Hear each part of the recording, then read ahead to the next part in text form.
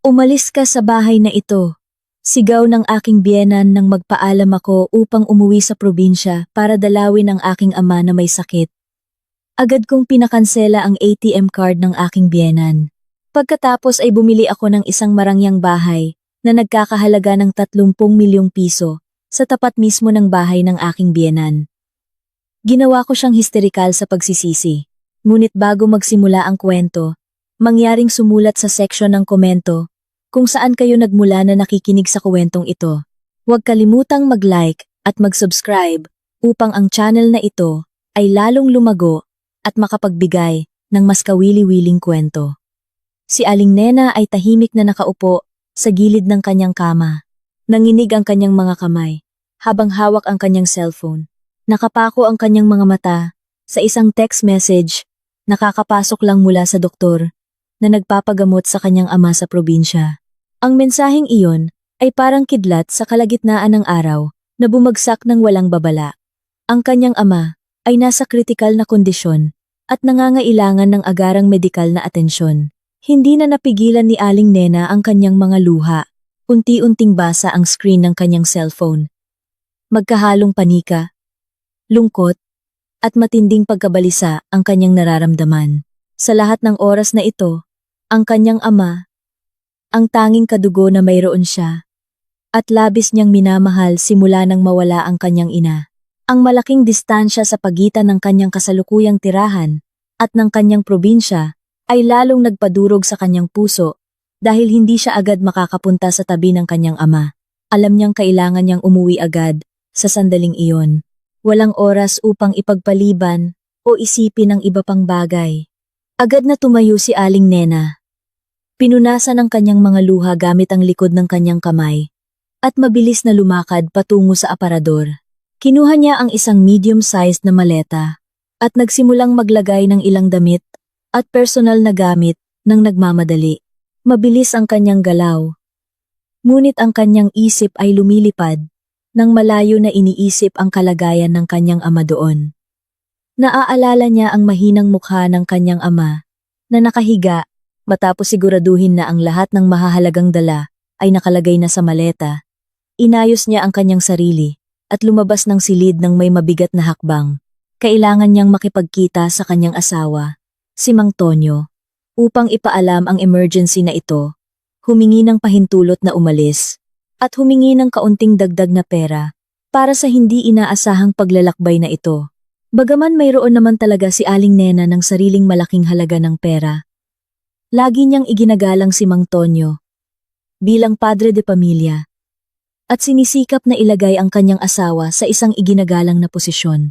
Sa sala, si Mang Tonyo ay nakaupo sa malambot na sofa habang nanonood ng isang entertainment show sa telebisyon na may sapat na lakas ng tunog. Sa katabing sofa, si Aling Vicky, ang biyenan ni Aling Nena, ay abala sa paghasa ng kanyang kuko, habang paminsan-minsan ay humihigop ng mainit na tsaa na sadyang ginawa ni Aling Nena. Ilang oras na ang nakalipas. Napakatahimik at relax ang kapaligiran ng bahay para sa kanilang dalawa. Kabaligtaran ito sa bagyo ng pagkabalisa na nagaganap sa dibdib ni Aling Nena. Malalim na huminga si Aling Nena. Sinisikap na pakalmahin ang kanyang sarili hanggat maaari bago magsalita upang hindi masyadong manginig ang kanyang boses. Lumapit siya sa kanyang asawa na may hawak na maleta sa kanang kamay. "Boss!" Tawag ni Aling Nena ng mahina, ngunit puno ng matinding kalungkutan. Saglit na lumingon si Mang Tonyo sa kanyang asawa. Ang kanyang mukha ay mukhang walang pakialam. "Ano? Bakit ka may dalang maleta sa loob ng bahay? Saan ka pupunta biglaan?" Tanong ni Mang Tonyo nang hindi binabago ang kanyang nakaka-relax na posisyon na nakasandal sa likod ng sofa. "Kritikal si Itay, boss. Kakapadala lang ng mensahe sa akin ng doktor mula sa probinsya. Kailangan kong umuwi at dalawin siya ngayon. Pakiusap, payagan mo akong umalis at bigyan mo ako ng kaunting pambayad sa daan para sa emergency na gastos habang ako ay papunta doon," sabi ni Aling Nena na may nagmamakaawang tono na napakatapat. Muling lumuha ang kanyang mga mata habang nakatitig sa mukha ng kanyang asawa. Napakasakit umasa ng kaunting simpatiya, yakap, pagpapagaan ng loob at moral na suporta sa mga pinakamabigat na sandali sa kanyang buhay. Bago pa man magsalita si Mang Tonyo upang magbigay ng sagot, inilapag na ni Aling Vicky ang kanyang panggupit ng kuko nang marahas sa ibabaw ng salamin na mesa sa harap niya. Narinig ang isang malakas na tunog na nagpatakot kay Mang Tonyo ng bahagya. Ang matandang babae ay tumingin kay Aling Nena, mula ulo hanggang paa, na may matalim, mapanlait, at labis na mapanghamak na tingin. May sakit ang iyong ama. Iyon ay sarili mong problema. Bakit mo kailangang laging pahirapan ang aking anak? Sigaw ni Aling Vicky, na may malakas na boses, na umalingaw-ngaw, ng matalim, at sumira sa katahimikan sa buong silid. Ikaw ay isang manugang, na walang utang na loob. Araw-araw, ang kaya mo lang ay manggulo sa buhay namin. Humihingi ka pa ng panggastos sa daan? Magaling kang magsalita. Ang pinaghirapan ng aking anak ay hinding-hindi ko ibibigay kahit isang sentimo para sa pag-aalaga sa iyong ama sa probinsya. Hayaan mong alagaan niya ang sarili niya. Nagulat at natigilan si Aling Nena nang marinig ang sunod-sunod na malupit na salita na lumabas mula sa bibig ng kanyang biyenan. Ang kanyang puso ay parang sinaksak ng libu-libong hindi nakikitang karayom ng sabay-sabay. Inilipat niya ang kanyang tingin kay Mang Tonyo nang puno ng pag-asa. Nais niyang tumayo ang kanyang asawa at ipagtanggol siya o kahit paano ay pagalitan ng kanyang ina upang maging maingat sa pananalita sa panahong ang kanyang asawa ay nasa kalamidad. Ngunit, ang mapait na katotohanan ay kailangan niyang tanggapin, si Mang Tonyo ay tahimik lang. Ang lalaking dapat sana ay kanyang tagapagtanggol ay muling tumingin sa telebisyon. Para bang ang away sa tabi niya ay hangin lamang na hindi mahalaga.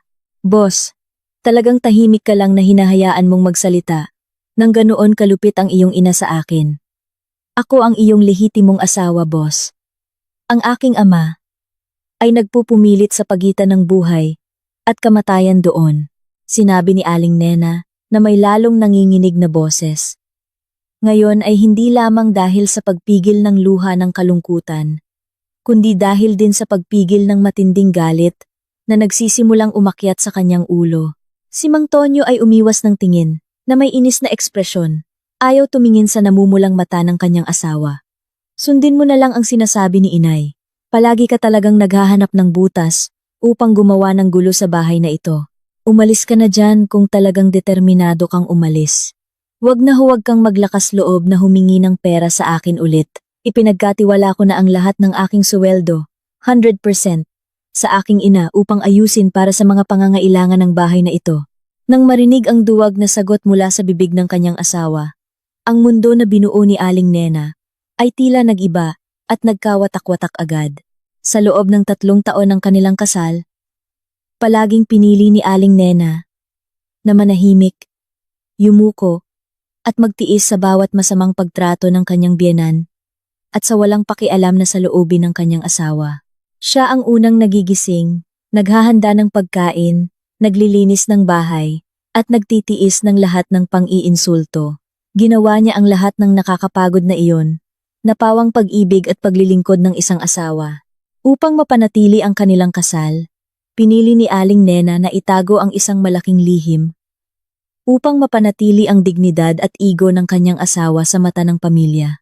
Isang malaking lihim na ang perang tinatamasa ng may pagmamayabang ni Mang Tonyo, Aling Vicky, at ng kanyang hipag, si Maricel, ay hindi naman talaga mula sa suweldo ni Mang Tonyo.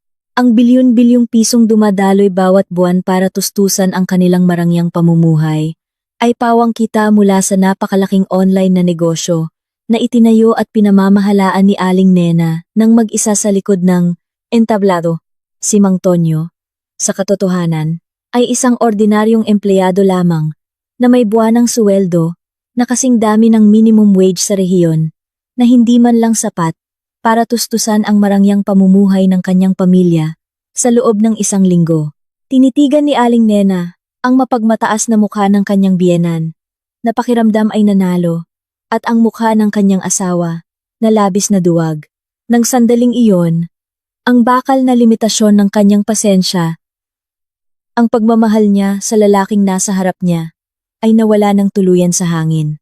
Sa pilitang napalitan ng pagkasuklam, pagkamuha, at matinding pagkadismaya hanggang sa kaibuturan ng kanyang kaluluwa. Ang kanyang tapat na paglilingkod sa loob ng 30 taon ay talagang itinuring na parang maruming alikabok na walang halaga. Biglang tumayo si Aling Vicky mula sa kanyang upuan. Mabilis na lumapit kay Aling Nena na may mukhang puno ng naglalagablab na galit. Ang matandang babae ay walang pag-aalinlangan na itinulak ang maleta na mahigpit na hawak ni Aling Nena hanggang sa ito ay bumagsak at tumama sa sahig na may malakas na tunog. Umalis ka sa bahay na ito ngayon din. Walang kwentang manugang. Ang kaya lang ay pahirapan ang buhay namin. Huwag na huwag kang umasa na makakabalik ka pa at makakatapak sa marangyang bahay na ito. Umalis ka na ng malayo at huwag na huwag kang maglakas loob. Na lumapit at mamalimos ng pagkain sa amin sa hinaharap, sigaw ni Aling Vicky, habang itinaas ang kanyang kamay. At diretso itong itinuro sa labas ng pinto ng bahay, na may tinging puno ng poot. Hindi marahas na nag-react si Aling Nena. Hindi niya sinagot ang masasakit na pang-iinsulto sa pamamagitan ng masasamang salita o galit na sigaw. Yumuko lang siya, nang dahan-dahan na may napakagandang tindig. Kinuha ang hawakan ng kanyang maleta na nahulog sa sahig. Pagkatapos, ay muling itinayo ang kanyang katawan, na may napakatigas na postura. Tinitigan niya ng matalim ang mga mata ni Aling Vicky, at Mang Tonyo nang magkasalitan ng matagal na panahon. Ang kanyang tingin ngayon ay nagbago ng 180 degrees. Wala nang natitirang luha ng kalungkutan. Wala nang pagmamakaawa sa mga mata. Ang natira na lamang ay isang tingin na matalas, na parang punyal na naglalabas ng lamig at lubos na katatagan. Mabuti. Aalis ako ngayon din ayon sa iyong kahilingan, at sisiguraduhin ko sa buong buhay ko. Hinding-hindi ako kahit kailan kailangan mamalimos sa inyo. Sabi ni Aling Nena, na may napakatahimik na boses, ngunit nakasakit sa sinumang nakarinig nito, nang hindi lumilingon. Kahit isang segundo pabalik, mabilis na tinalikuran ni Aling Nena, at lumakad ng buong tatag patungo sa pangunahing pinto. Ang tunog ng gulong ng kanyang maleta, na dumadausdos sa makintab na sahig, ay malakas na umalingaw-ngaw, habang siya ay umaalis sa bahay na puno ng mapait na alaala, kasinungalingan, at pagpapaimbabaw.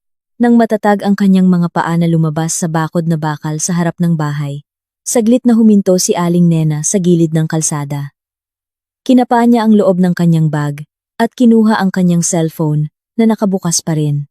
Gamit ang kanyang matatag na hintuturo at nang walang natitirang pag-aalinlangan sa kanyang puso, binuksan ni Aling Nena ang isang lihim na banking app na naka-install sa kanyang cellphone. Ang espesyal na app na iyon ay isang sistema na direktang konektado sa pangunahing account kung saan dumadaloy ang lahat ng malalaking pondo mula sa kanyang negosyo. Isang account kung saan ang kopya ng card ay ibinigay niya nang walang bayad kay Mang Tonyo upang hawakan at kontrolin ni Aling Vicky sa ilalim ng dahilan na ito ang suweldo mula sa pinagtatrabahuhan ng asawa. Pinindot ni Aling Nena ang menu ng seguridad ng card.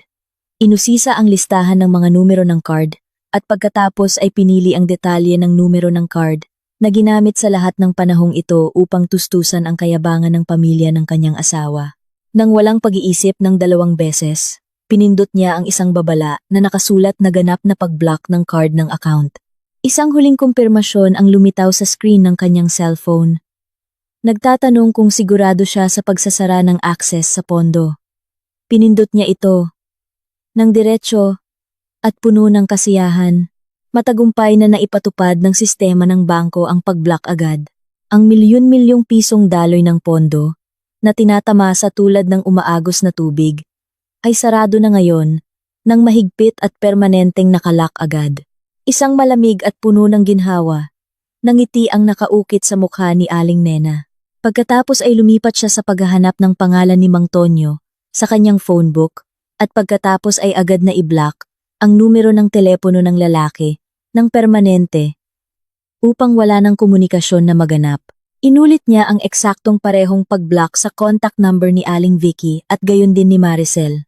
Nang lahat ay malinis at tapos na, si Aling Nena ay umalis nang may magaan na pakiramdam patungo sa pangunahing kalsada upang maghanap ng pampublikong sasakyan na magdadala sa kanya sa pinakamalapit na istasyon.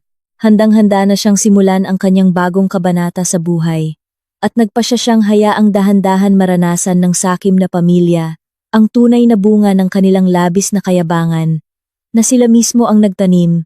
Ang pinakamalaki at pinakamarilag na shopping center sa lungsod ay mukhang napakaraming tao.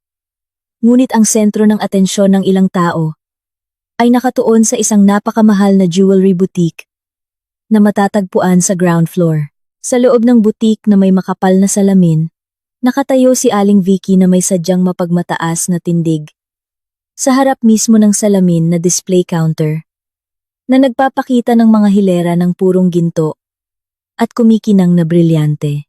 Ipinunto niya ang ilang makapal na kuwintas at malalaking pulseras na may napakakumbinsing utos na para bang pag-aari niya ang buong tindahan.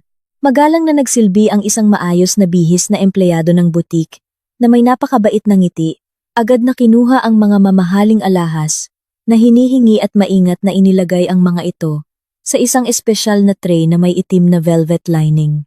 Sinubukan ni Aling Vicky ang isang buong brilyante na kuwintas na pinaniniwala ang nagkakahalaga ng katumbas ng isang simpleng bahay sa labas ng lungsod, at pagkatapos ay buong pagmamalaki siyang tumingin sa sarili sa malaking salamin na nakadikit sa dingding.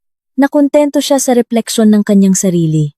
Sa kanyang mababaw na isip, pakiramdam niya ay naging siya ang pinakarespetado, pinakaiginagalang, at pinakamayamang babae sa buong lungsod. Dahil lang sa pakiramdam niya na mayroon siyang napakagaling at matagumpay na anak na lalaki tulad ni Mang Tonyo. Hindi niya man lang pinansin ang katotohanan na ang kanyang manugang ay kakagaling lang niyang pinalayas na may sirang-sira ang puso, ilang oras na ang nakakaraan.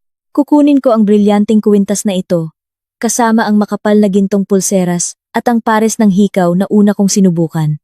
Pakibalot agad ang lahat sa pinakamaganda at maayos na kahon.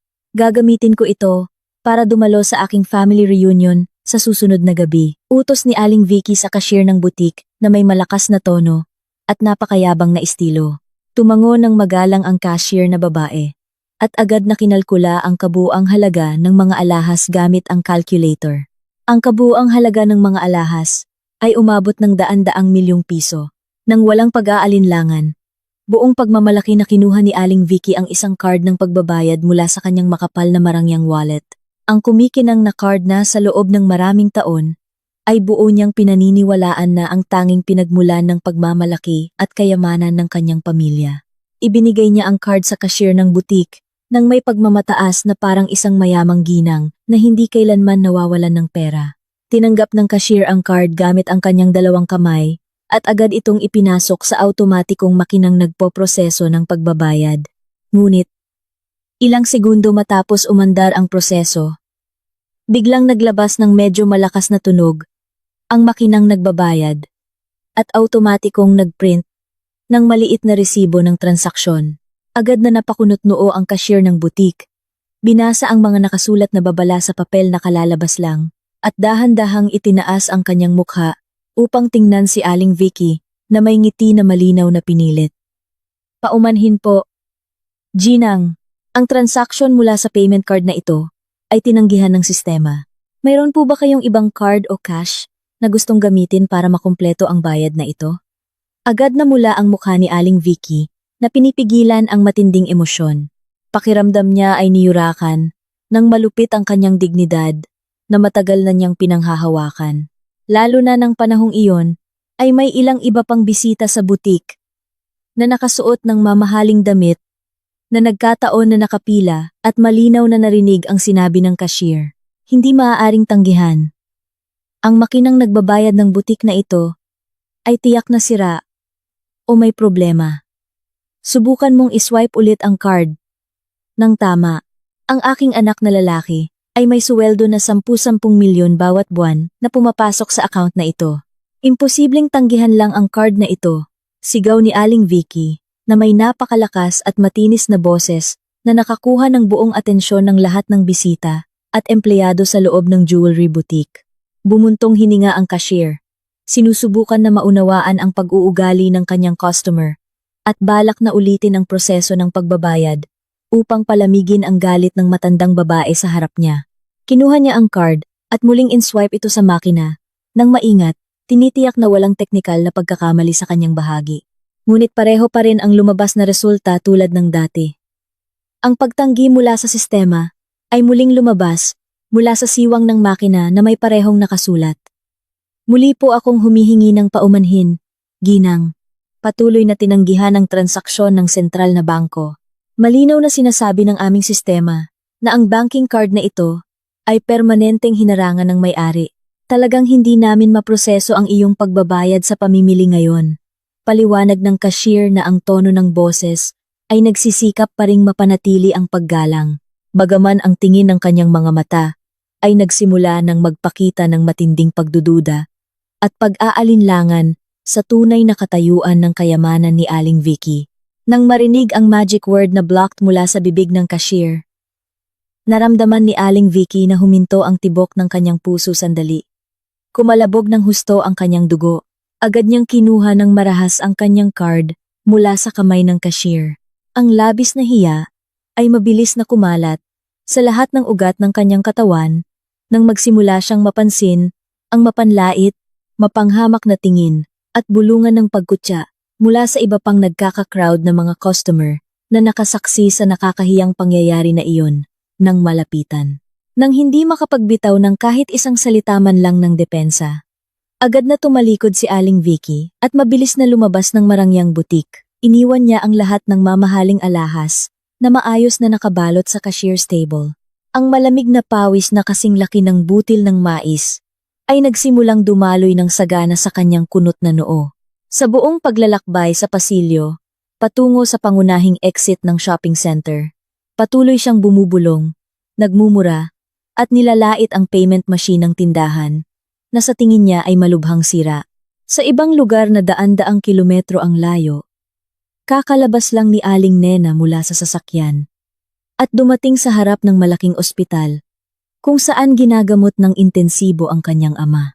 Matapos ang isang mahabang paglalakbay na nakakapagod sa kanyang pisikal at mental na estado, hindi siya nag-aksaya ng kahit isang segundo at agad na nagmadaling pumunta sa pasyente registration area sa harapan. Napakabigat ang atmosfera sa ospital. Malakas na umaalingaw-ngaw ang amoy ng antiseptic solution at gamot sa hangin. Lumapit si Aling Nena sa registration desk na medyo kinakapos ng hininga dahil sa sobrang bilis ng paglalakad. Ate nurse, ako ang kadugo ng matandang pasyente. Nakakapasok lang kaninang umaga na nasa kritikal na kondisyon. Pakiusap, agad na ibigay ang pinakamagandang first-class private room na may pinakakumpletong pasilidad, hiwalay sa ibang pasyente, at may pinakakumpletong kagamitan. Pakiusap, agad na isagawa ang pinakamahusay na espesyalistang medikal na paggamot na talagang kinakailangan upang mailigtas ang buhay ng aking ama. Ang lahat ng detalye ng bayarin ay babayaran ko ng cash ngayon din. Pakiusap, ibigay ninyo sa akin ang mga dokumento ng bayad ngayon, sabi ni Aling Nena, na may napakalinaw, kalmado, at matatag na boses sa nurse na naka-duty sa administration desk. Agad na sinuri ng registration nurse ang data ng pasyente sa computer system at tumango bilang pag-unawa. Matapos ang pagprint ng mga detalye ng paunang gastos sa paggamot na napakalaki at kailangang bayaran agad sa simula ng paggamot, kalmadong kinuha ni Aling Nena ang isa pa niyang banking card mula sa kanyang wallet. Ang espesyal na card na iyon ay isang personal na card na direktang konektado sa pangunahing account ng kanyang kumpanya, kung saan ang presensya at halaga ng nilalaman ay hindi kailanman nalaman ni Mang Tonyo o ng kanyang sakim na pamilya. Ang proseso ng transaksyon sa pagbabayad ng ospital ay pinroseso ng nurse nang napakabilis ng walang anumang balakid ng pagtanggi. Matapos maayos ang lahat ng komplikadong administratibo at pagbabayad, sa wakas ay nabigyan si Aling Nena ng espesyal na access upang makapasok sa intensive care unit kung saan naroroon ang kanyang ama. Nang makita niya ang kanyang minamahal na ama, na nakahiga ng mahina, walang magawa, na may iba't ibang tubo at life support equipment na mahigpit na nakakabit sa kanyang mahinang katawan, muling bumagsak ang emosyonal na depensa ni Aling Nena. Umiyak siya ng tahimik at nakakasakit habang mahigpit na hawak ang malamig na kamay ng kanyang ama.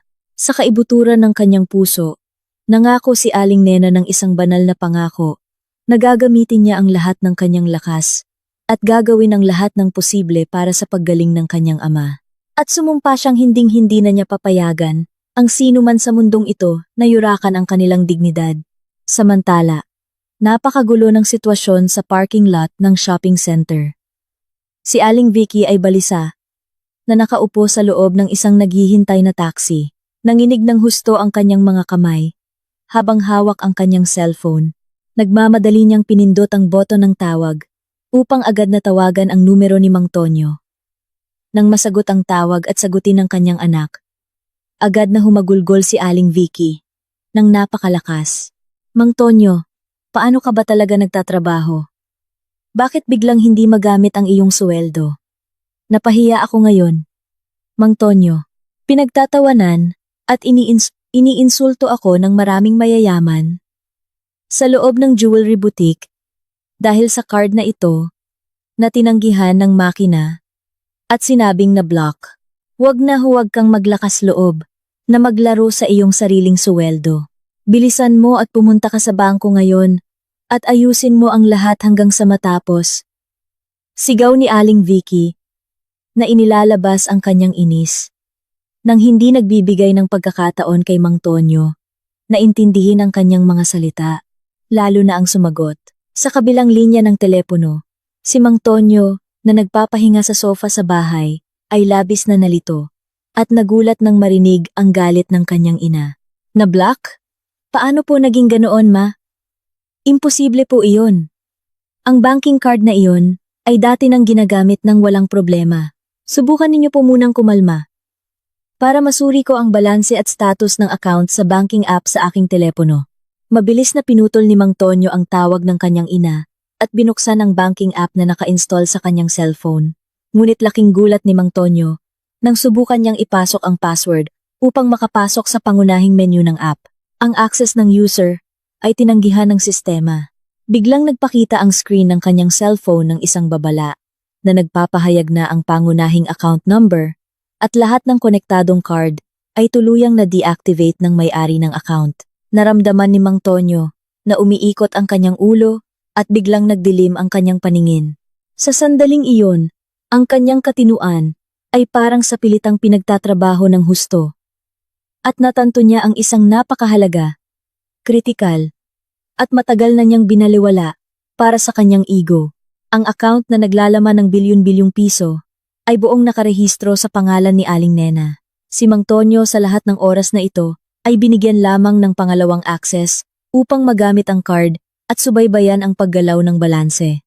Dahil sa loob ng maraming taon, ang daloy ng pera ay palaging pumapasok ng walang tigil at si Aling Nena ay isang asawa na palaging masunurin at hindi kailanman nagreklamo. Naging masyadong kampante si Mang Tonyo at nakalimutan ang mapait na katotohanan na ang buong kontrol ng kapangyarihan sa kayamanan na iyon ay ganap na nasa kamay ng kanyang asawa. Nang may nanginginig na mga kamay at malamig na pawis na nagsisimulang bumasa sa buong likod niya. Kinakabahan na tinawagan ni Mang Tonyo ang numero ni Aling Nena. Napakasakit umasa na ang lahat ng kaguluhan na ito ay isang pagkakamali lamang ng sistema ng bangko o isang maling pagkakaintindihan lamang na maaaring maresolba sa pamamagitan ng matamis na panunuyo. Pinindot niya ang numero ng kanyang asawa, ngunit ang narinig lang niya ay ang walang buhay na boses ng operator ng makina na automatikong nagsasaad na ang numero na kanyang tinatawagan ay hindi talaga maabot. Hindi sumuko ng ganoon kadali. Sinubukan ni Mang Tonyo na mag-type at magpadala ng maikling mensahe na naglalaman ng pangaakit. Ngunit iniulat ng sistema na nabigo pa rin ang mensahe. Sinubukan niyang tawagan ang numero ng kanyang asawa ng paulit-ulit kahit na 10-10 beses nang walang tigil. Ngunit, ang resulta ay walang-wala pa rin at tahimik. Ang kanyang contact number ay tila na block ng permanente ni Aling Nena nang walang kahit anong butas. Ang matinding takot ay nagsimulang gumapang sa bawat sulok ng isip ni Mang Tonyo. Sa huli ay natanto niya ang mapait na katotohanan na ang pag-alis ng kanyang asawa sa bahay na may dalang maleta at ang biglaang pag-block ng account ay hindi lamang isang walang saysay na banta. isang pananakot, o isang anyo ng panandaliang galit, dulot ng ordinaryong away mag-asawa. Talagang isinakatuparan ni Aling Nena ang kanyang banta at tuluyang pinutol ang lahat ng kanilang akses sa pananalapi ng walang awa. Dahan-dahang tumingin si Mang Tonyo na may walang buhay na tingin sa paligid ng kanyang bahay. Ang marangyang bahay na kanyang tinatayuan ngayon, na may napakalaking singil sa hulugan, nagpapabigat na singil sa kuryente, hilera ng mga mamahaling kasangkapan, hanggang sa pang-araw-araw na gastos sa masasarap na pagkain.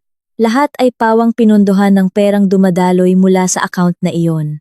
Kung wala ang malaking pondong iyon, alam niyang hindi siya kahit sino, kundi isang mahirap na tao. Ang kanyang tunay na suweldo sa kanyang trabaho ay hindi man lang kailanman sasapat upang tustusan ang pang-araw-araw na gastos sa pagkain ng kanyang pamilya, na may mataas at marangyang pamantayan ng pamumuhay na sadyang ipinatupad ng kanyang ina.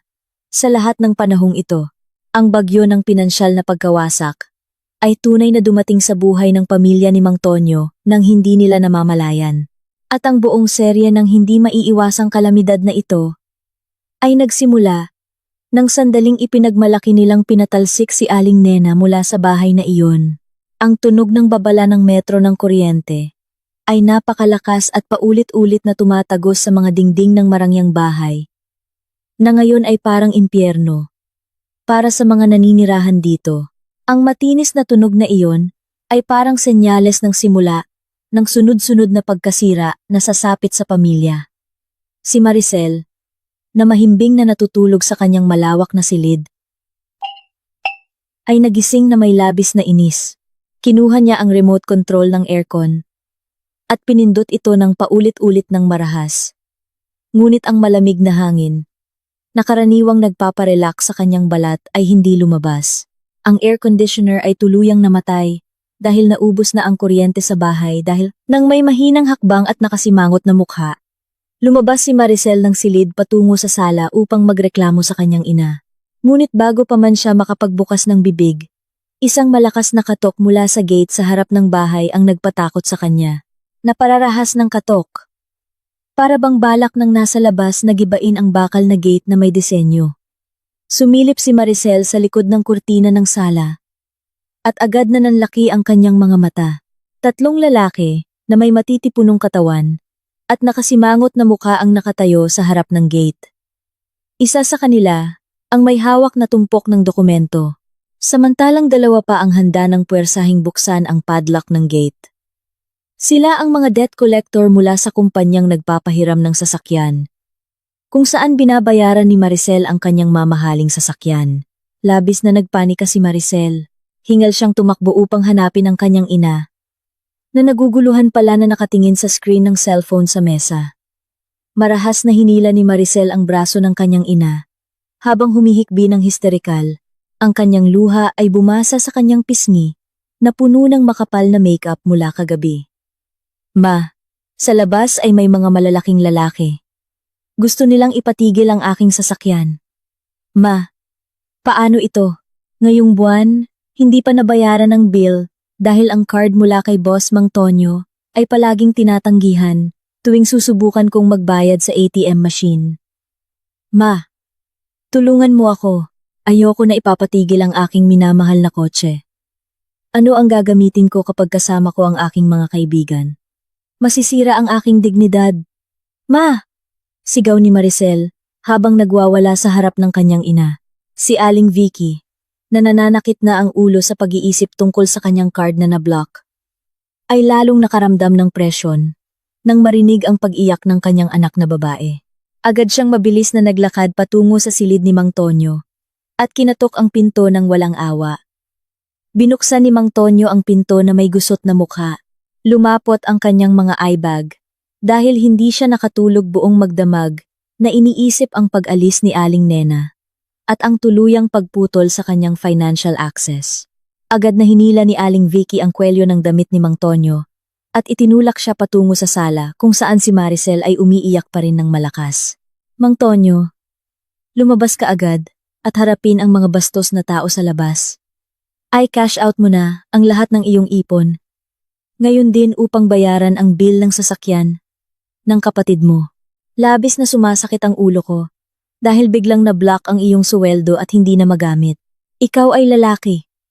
Bilisan mo at ayusin ang problemang ito at huwag kang manahimik na parang naguguluhan.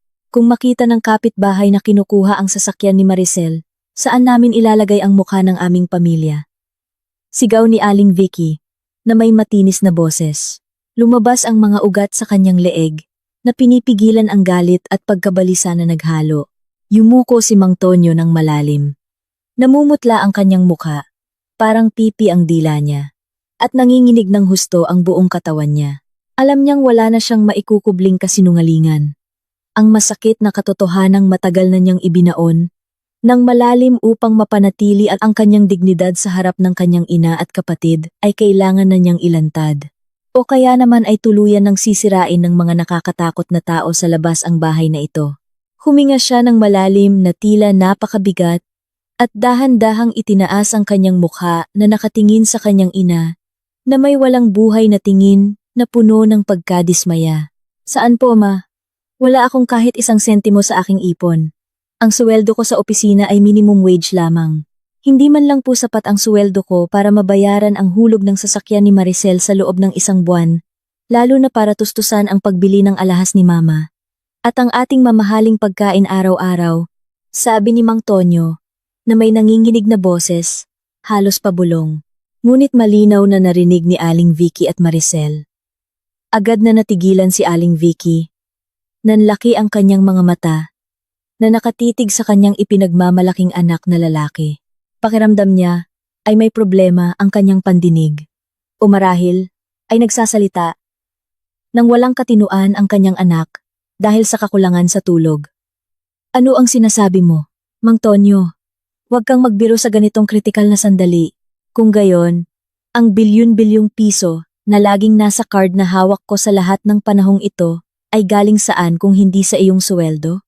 Ikaw ang direktor sa iyong kumpanya, di ba? Umiling ng dahan-dahan si Mang Tonyo. Nagsimulang tumulo ang luha ng pagsisisi mula sa sulok ng kanyang mga mata. Hindi po ako direktor, ma. Ordinaryong empleyado lang po ako. Ang bilyon-bilyong piso na ginamit ninyo para magpakasaya, magwaldas, at magyabang sa loob ng maraming taon na ito. Lahat iyon ay purong pinaghirapan ni Aling Nena mula sa kanyang online na negosyo. Ang negosyong lagi ninyong nilalait dahil akala ninyo ay naglalaro lang siya ng cellphone araw-araw sa kanyang kwarto. Ang card na iyon ay ang pangunahing account card ng kanyang kumpanya.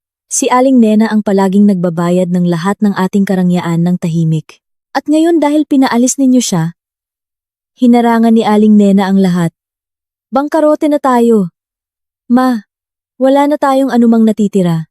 Nang marinig ang tapat na pag-amin na lumabas mula sa bibig ni Mang Tonyo, naramdaman ni Aling Vicky na yumanig ng husto ang lupa na kanyang tinatayuan. Ang kanyang puso ay bumibilis ng sobra, hanggang sa naramdaman niyang hirap na siyang huminga. Bumuka ang kanyang bibig, ngunit walang lumabas na salita. Biglang nanghina ang kanyang mga paa, na parang halaya. Bumagsak si Aling Vicky sa sahig, na may walang buhay na tingin. Halos himatayin. Nang mapagtanto na sa lahat ng panahong ito, ay nabuhay siya, na parang isang parasit, na sumisipsip ng dugo ng kanyang manugang, na labis niyang kinamuhian, at pinalayas ng napakalupit. Sa labas, nagsimulang paandarin, nang sapilitan ang sasakyan ni Maricel ng mga debt collector. Inihatid ang mga labi ng pagmamayabang ng pamilya. Palayo sa paningin, habang nilalamon ang bahay ng kanyang biyenan, ng pagkawasak. Sa kabilang dako ng lungsod, si Aling Nena ay kalalabas lang mula sa intensive care unit na may pakiramdam na mas guminhawa. Kakabigay lang ng magandang balita ng espesyalistang doktor na nag-aalaga sa kanyang ama, na matagumpay na nalampasan ang kritikal na yugto salamat sa mabilis na paggamot at pinakamahusay na kagamitang medikal na ginamit.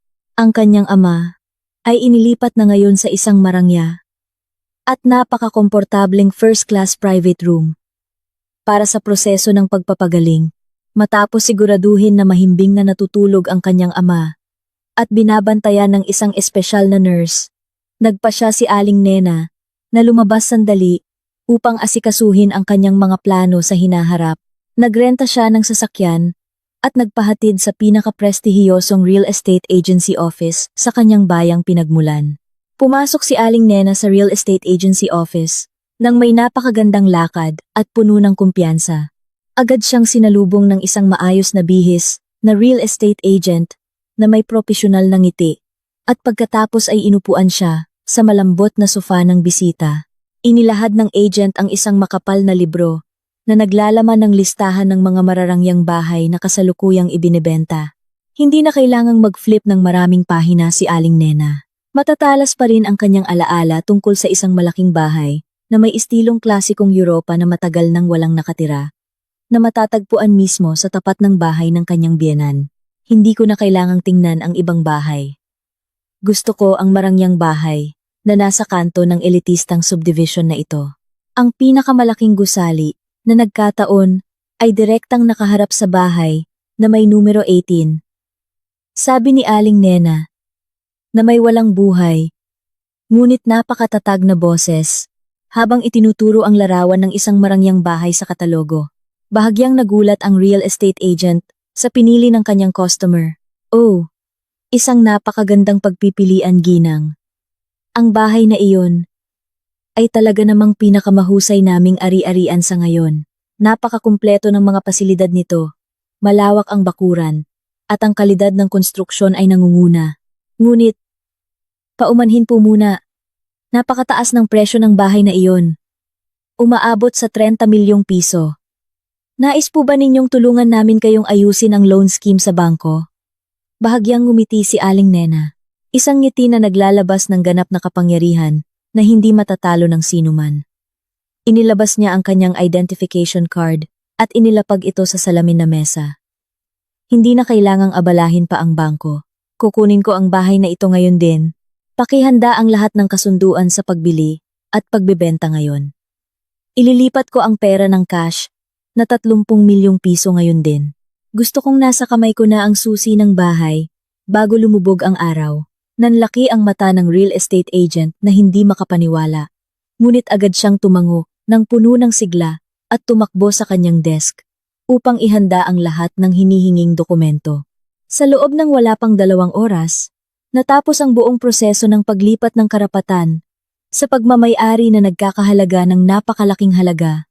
Nang walang anumang balakid, pinirmahan ni Aling Nena ang huling dokumento gamit ang matatag na guhit ng panulat. Tinanggap niya ang isang velvet box na naglalaman ng pangunahing susi ng kanyang bagong bahay. Habang hawak ang malamig na susi, lumipad ang tingin ni Aling Nena na tumagos sa salamin na dingding ng opisina. Naaalala niya ang gulat na mukha ng kanyang dating pamilya kapag nalaman nila kung sino ang kanilang magiging bagong kapitbahay. Ang tunay na paghihiganti ay sinimulan niya pa lamang at tiniyak niyang ang kanyang unang hakbang ay magiging napakatama. Ilang araw ang lumipas mula nang tumama ang bagyo ng pagkabangkarote sa buhay ng pamilya ni Mang Tonyo. Ang atmosfera sa elitistang subdivision na kanilang tinitirhan ng umagang iyon ay mukhang napakakaiba sa karaniwan. Ang kalsadang aspalto na karaniwang tahimik ay biglang pinuno ng ilang malalaking sasakyan.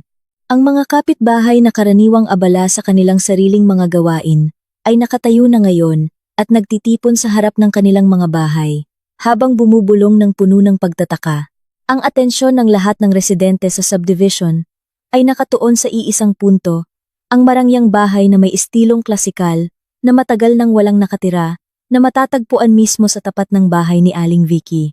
Ang matayog na gate na bakal sa bahay na iyon ay bukas na ngayon. Isang napakalaking truck na nagdadala ng iba't ibang dekalidad na imported na kasangkapan sa bahay ang mukhang nagbababa ng karga sa harap na bakuran. Hindi nagtagal, isang pinakabagong at pinakamahal na modelo ng luxury family car sa merkado ang dahan-dahang pumasok sa bakuran ng bahay, at pagkatapos ay maayos na nakaparada sa malawak na garahe. Ang kaguluhan sa labas ay hindi nakaligtas sa atensyon ng mga residente ng bahay na may numero 18. Si Maricel, na simula nang ipatigil ang kanyang sasakyan, ay naging napakasensitibo at madaling magalit, ay nakatayo sa likod ng kurtina, sa ikalawang palapag ng kanyang silid. Bahagyang itinabi niya ang kurtina, at sumilip sa kabilang kalye, na may tinging puno ng inggit at pagkamangha. Napakainit at namumula ang hangin sa kanyang silid dahil patay pa rin ang kuryente, kaya patuloy na bumabasa ng pawis ang kanyang leeg. Pinaypayan niya ang kanyang mukha ng isang lumang magasin habang patuloy na minamanmanan ang paglilipat ng gamit ng bagong kapitbahay. Ang kanyang isip na laging puno ng mga bagay na material ay nagsimulang gumawa ng iba't ibang tusong plano. Ma, bilisan mo at umakyat ka rito at tingnan mo sa kabilang kalsada. Sigaw ni Maricel na tinatawag ang kanyang ina na nakaupo ng mahina sa madilim na silid kainan. Mahina ang hakbang ni Aling Vicky habang umaakyat sa hagdan. Naramdaman niyang mabigat ang kanyang katawan. Dahil sa loob ng ilang araw, ay napilitan lamang siyang kumain ng kanin na may kaunting ulam mula sa natirang pagkain sa kusina na hindi pa nabubulok dahil sa patay na ref. Ano pa, Maricel? Hindi mo ba nakita na sumasakit ang ulo ng iyong ina sa pag-iisip kung paano babayaran ang tambak na bills ng kuryente? Ang Mang Tonyo mo ay talagang walang silbi. Pinapunta upang humingi ng pautang sa kanyang mga kaibigan, ngunit palaging nabibigo sa iba't ibang dahilan. Kalimutan mo muna si Mang Tonyo na walang silbi. Subukan niyo po, ma, na tumingin sa kabila, sabi ni Maricel habang itinuturo ang marangyang bahay. May bagong mayayamang kapitbahay na kakalipat lang. Subukan niyo po, ma, na tingnan ang family car na nakaparada sa garahe. Tiyak na bilyon-bilyong piso ang halaga niyan. Ang mga gamit na ibinaba mula sa truck ay lahat branded na galing sa ibang bansa. Ito ang ating gintong pagkakataon, ma. Kailangan nating bumaba agad at magpakitang gilas doon. Baka naman ang may-ari ng bahay ay mapagbigay at madaling maloko. Kung makukuha natin ang kanyang puso, tiyak na makakahiram tayo ng maraming pera upang matubos ang aking sasakyan at mabayaran ang lahat ng ating utang sa kuryente. Nang marinig ang mga salitang humiram ng pera at mayamang kapitbahay, ang mga mata ni Aling Vicky, na kanina ay malabo, ay agad na nagningning. Ang kanyang sigla sa buhay, na nawala, ay muling sumiklab na parang nakakuha ng sariwang hangin. Agad niyang inayos ang kanyang buhok at ang kanyang gusot na damit. Mabilis na nagsimulang gumana ang kanyang tusong isip. Kailangan niyang magpakita ng napakakumbinsing imahe bilang isang respetadong ginang upang maniwala ang bagong kapitbahay at pahiramin siya ng pera. Nagmamadali siyang bumaba sa kusina. Kinuha ang natitirang pinakamahusay na sangkap na maaari pa niyang iligtas. Nakakita siya ng ilang piraso ng lumang cookies mula sa nakaraang piyesta opisyal at maingat na inayos ang mga ito sa isang tray na may mamahaling puntas. Naglaan din siya ng oras upang pumasok sa kanyang silid upang magsuot ng isang serye ng peking alahas na halos kamukha ng totoong ginto. Hindi niya gustong magmukhang mahirap sa harap ng mga bagong mayayaman sa subdivision. Maricel, manatili ka na lang sa bahay. Ako na ang pupunta sa kabilang kalye upang salubungin sila. Ang mga mayayaman ay karaniwang madaling maawa kung makakita sila ng isang matandang ina na magalang at magalang. Dadalhin ko ang tray ng pagkain na ito bilang mainit na tanda ng pagpapakilala. Ipagdasal mo na lang na magtagumpay ang plano ni inay at agad tayong makalaya sa pagdurusa na ito, sabi ni Aling Vicky na ang tono ng boses ay puno ng kumpiyansa at pekeng pagmamalaki. Si Aling Vicky ay lumabas ng kanyang bahay na nakataas ang kanyang baba, sinusubukan na ibalik ang kanyang imahe bilang pinakarespetadong babae sa subdivision. Ilang kapitbahay na nakatayo sa gilid ng kalsada ang tumingin sa kanya, na may mapanlait na tingin at mahina siyang kinutya. Naaalala ang balita ng pagkabangkarote ng pamilya ni Mang Tonyo, na kumalat na sa bibig, ngunit sadyang pinatigas ni Aling Vicky ang kanyang tainga, at binaliwala ang kanilang mga tingin. Ang pangunahing focus niya ngayon ay ang malaking gate na bakal sa kabilang kalye. Tumawid siya ng may matatag na hakbang. Hawak ang tray ng cookies gamit ang kanyang dalawang kamay ng napakaingat. Pagdating sa harap ng matayog na gate, pinindot ni Aling Vicky ang intercom bell na nakakabit sa pader na bato. Bumabayo ng husto ang kanyang puso, na naiisip ang halaga ng pera na maaaring makuha niya ngayon. Narinig ang mahinang tunog mula sa automatikong gate machine. Pagkatapos, ay dahan-dahang bumukas ang mabigat na bakal na gate na naghahati sa daanan. Pumasok si Aling Vicky sa malawak at maayos na bakuran. Hindi nawala ang kanyang tingin sa karangyaan ng mga haligi ng bahay at sa mga kristal na lampara na nakasabit sa pangunahing terasa. Naghanda siya ng pinakamatamis at pinakamabait na ngiti na kaya niyang gawin. Handa na salubungin ang may-ari ng bahay. Natiyak na isang mahalagang tao. Mula sa loob ng bahay, narinig ang tunog ng regular na yapak ng mga paa na papalapit sa pangunahing pinto. Ang magandang nakaukit na pinto ng kahoy na teak ay dahan-dahang bumukas mula sa loob. Umusad si Aling Vicky. Lumapad ang ngiti sa kanyang labi hanggang sa makita ang kanyang ngipin. Magandang umaga, kapitbahay ba? Agad na naputol ang matamis na pagbati sa lalamunan ni Aling Vicky. Nanlaki ang kanyang mga mata hanggang sa halos lumabas mula sa kanyang mga takip mata. Ang lahat ng daloy ng dugo sa kanyang katawan ay tila huminto sa pagdaloy agad. Ang kanyang mga paa ay natigilan sa marmol na sahig ng terasa ng bahay. Ang pekeng ngiti sa kanyang mukha ay nawala at nagbago sa isang napaka-terror na ekspresyon. Ang figura na lumabas mula sa likod ng pinto ng kahoy na teak ay hindi isang dayuhang negosyante o isang mayamang opisyal. Tulad ng nasa kanyang imahinasyon, ang figura na iyon ay isang babae na lubos niyang kilala. Isang babae na kamakailan lang niya sinigawan, pinahiya niya ng husto, at pinalaya sa sariling bahay na parang nagtatapon ng basura. Ang babae ay nakatayo ng napakagandang tindig, nakasuot ng damit ng isang sikat na designer, na ang tahi ay mukhang napaka-perpekto na bumabalot sa kanyang katawan. Pinagsamahan ng mga eleganteng alahas na bumagay ng napakaganda, ang aura ng dignidad at kapangyarihan ay malakas na lumalabas mula sa bawat pulgada ng kanyang hitsura. Matalas ang kanyang mga mata, malamig, at tumatagos diretso sa kaibuturan ng kaluluwa ni Aling Vicky. Ang tray na naglalaman ng cookies na mahigpit na hawak ni Aling Vicky ay nalaglag na lamang mula sa kanyang mga kamay, na biglang namanhid. Ang tray ay bumagsak sa marmol na sahig na may napakalakas na tunog. Nagkalat ang mga mumo ng cookies sa lahat ng direksyon. Nanginginig ng husto ang bibig ni Aling Vicky. Sinusubukang bumuo ng mga salita, ngunit tunog lang ng takot na paghinga ang lumabas. Ngumiti ng may ngisi ang babae sa harap niya. Isang eleganteng ngiti na nagpapahiwatig ng ganap na tagumpay.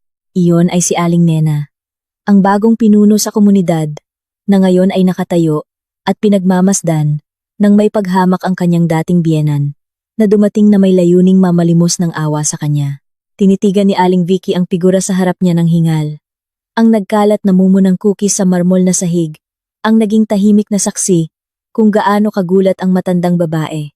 Ang kanyang katinuan ay tumanggi sa katotohanan na nakikita niya sa kanyang mga mata. Ang manugang na sa lahat ng panahong ito ay itinuring niyang pasanin, parasito, at mahirap na walang anumang pag-aari, ay nakatayo na ngayon sa harap niya, na nababalutan ng karangyaan, na hindi man lang niya naisip na makakaya niya, lalo na ang bilhin, ang labis na hiya, pagmamataas, at pagkalito ang nagtulak ng paglaban sa isip ni Aling Vicky. Ayaw niyang magmukhang talunan sa harap ng kanyang dating manugang. Ayaw niyang aminin na nagkamali siya sa paghusga sa isang tao sa loob ng maraming taon. Sa natitirang lakas at boses na sadyang pinalakas upang itago ang kanyang panginginig, itinaas niya ang kanyang kanang kamay at itinuro mismo ang mukha ni Aling Nena. Aling Nena, kaya ikaw ay nagpakamababang uri at naging kabit ng isang sugar daddy matapos kang paalisin sa bahay. Walang hiyang babae. Hindi nakapagtataka na naglakas loob kang umupa ng marangyang bahay na ito para ipagmalaki ang iyong iligal na yaman. Lumalabas na ipinagbili mo ang iyong dignidad sa isang sugar daddy sa labas matapos kang paalisin ng aking pamilya. Akusa ni Aling Vicky, na may nanginginig na boses, na may halong galit, at tingin na puno ng inggit. Ang kanyang matinis na boses ay mabilis na nakakuha ng atensyon ng mga kapitbahay na kanina pa nakatayo sa gilid ng kalsada upang tingnan ang kanilang bagong kapitbahay. Isa-isang lumapit ang mga kapitbahay sa gate ng bahay ni Aling Nena. Nagtataka sa bigla ang nangyaring kaguluhan Hindi man lang nagpadala sa emosyon si Aling Nena nang marinig ang murang at labis na mapanghamak na akusasyon.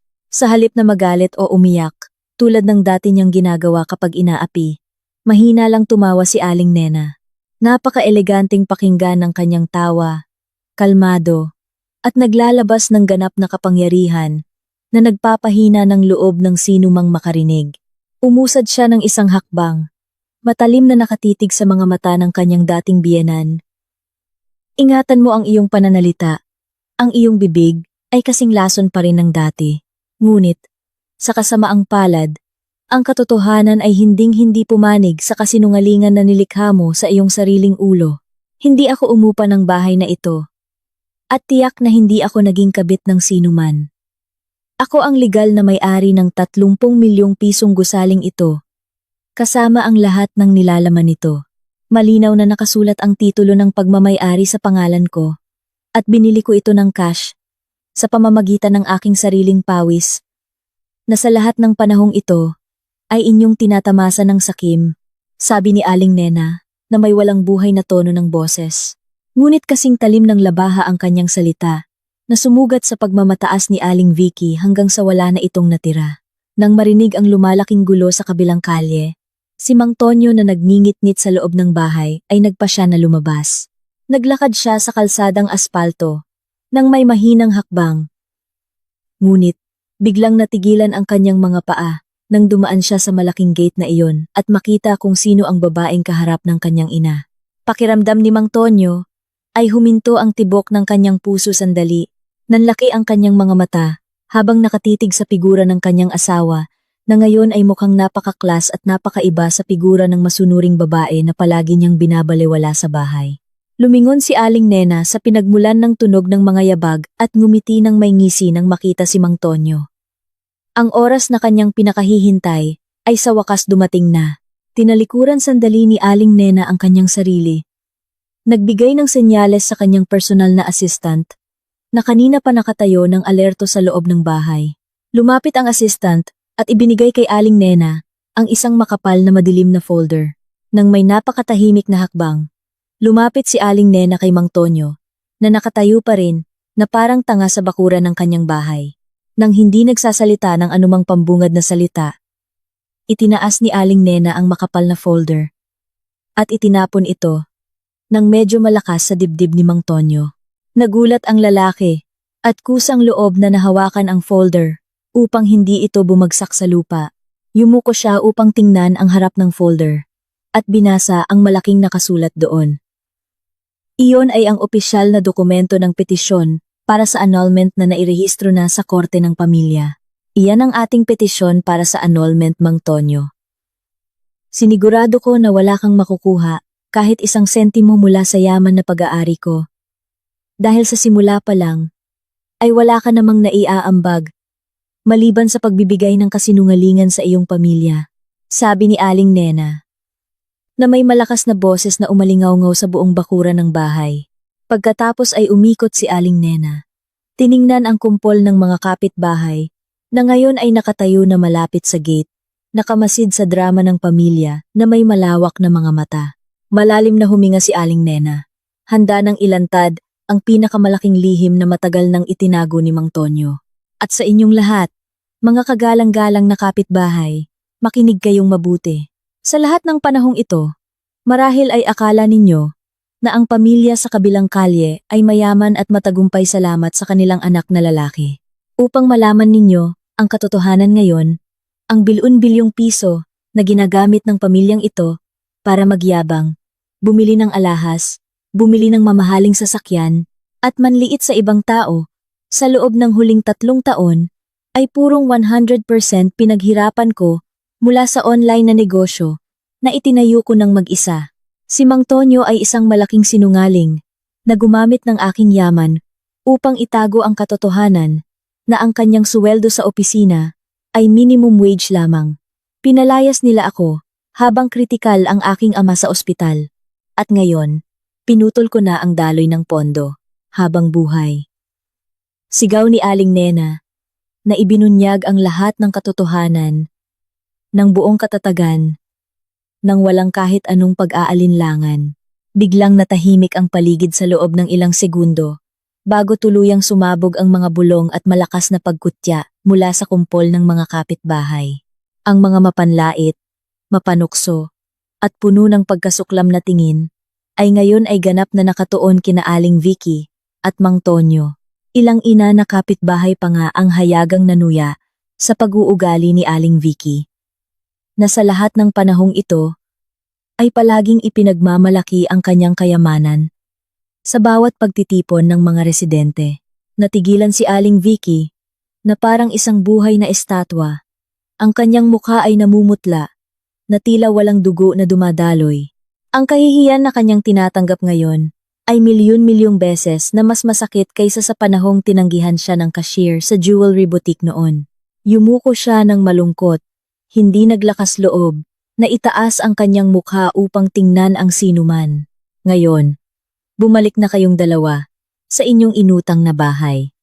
Damhin ninyo kung gaano kahirap mamuhay gamit ang tunay na suweldo ng inyong ipinagmamalaking anak na ito. Huwag na huwag kayong maglakas loob na magpakita pa sa harap ng aking bahay pagtatapos ni Aling Nena sa kanyang mga salita. Tumalikod siya at pumasok sa kanyang malamig na marangyang bahay. Iniwan niya sina Mang Tonyo at Aling Vicky na nadurog sa kahihiyan sa ilalim ng matinding sikat ng araw.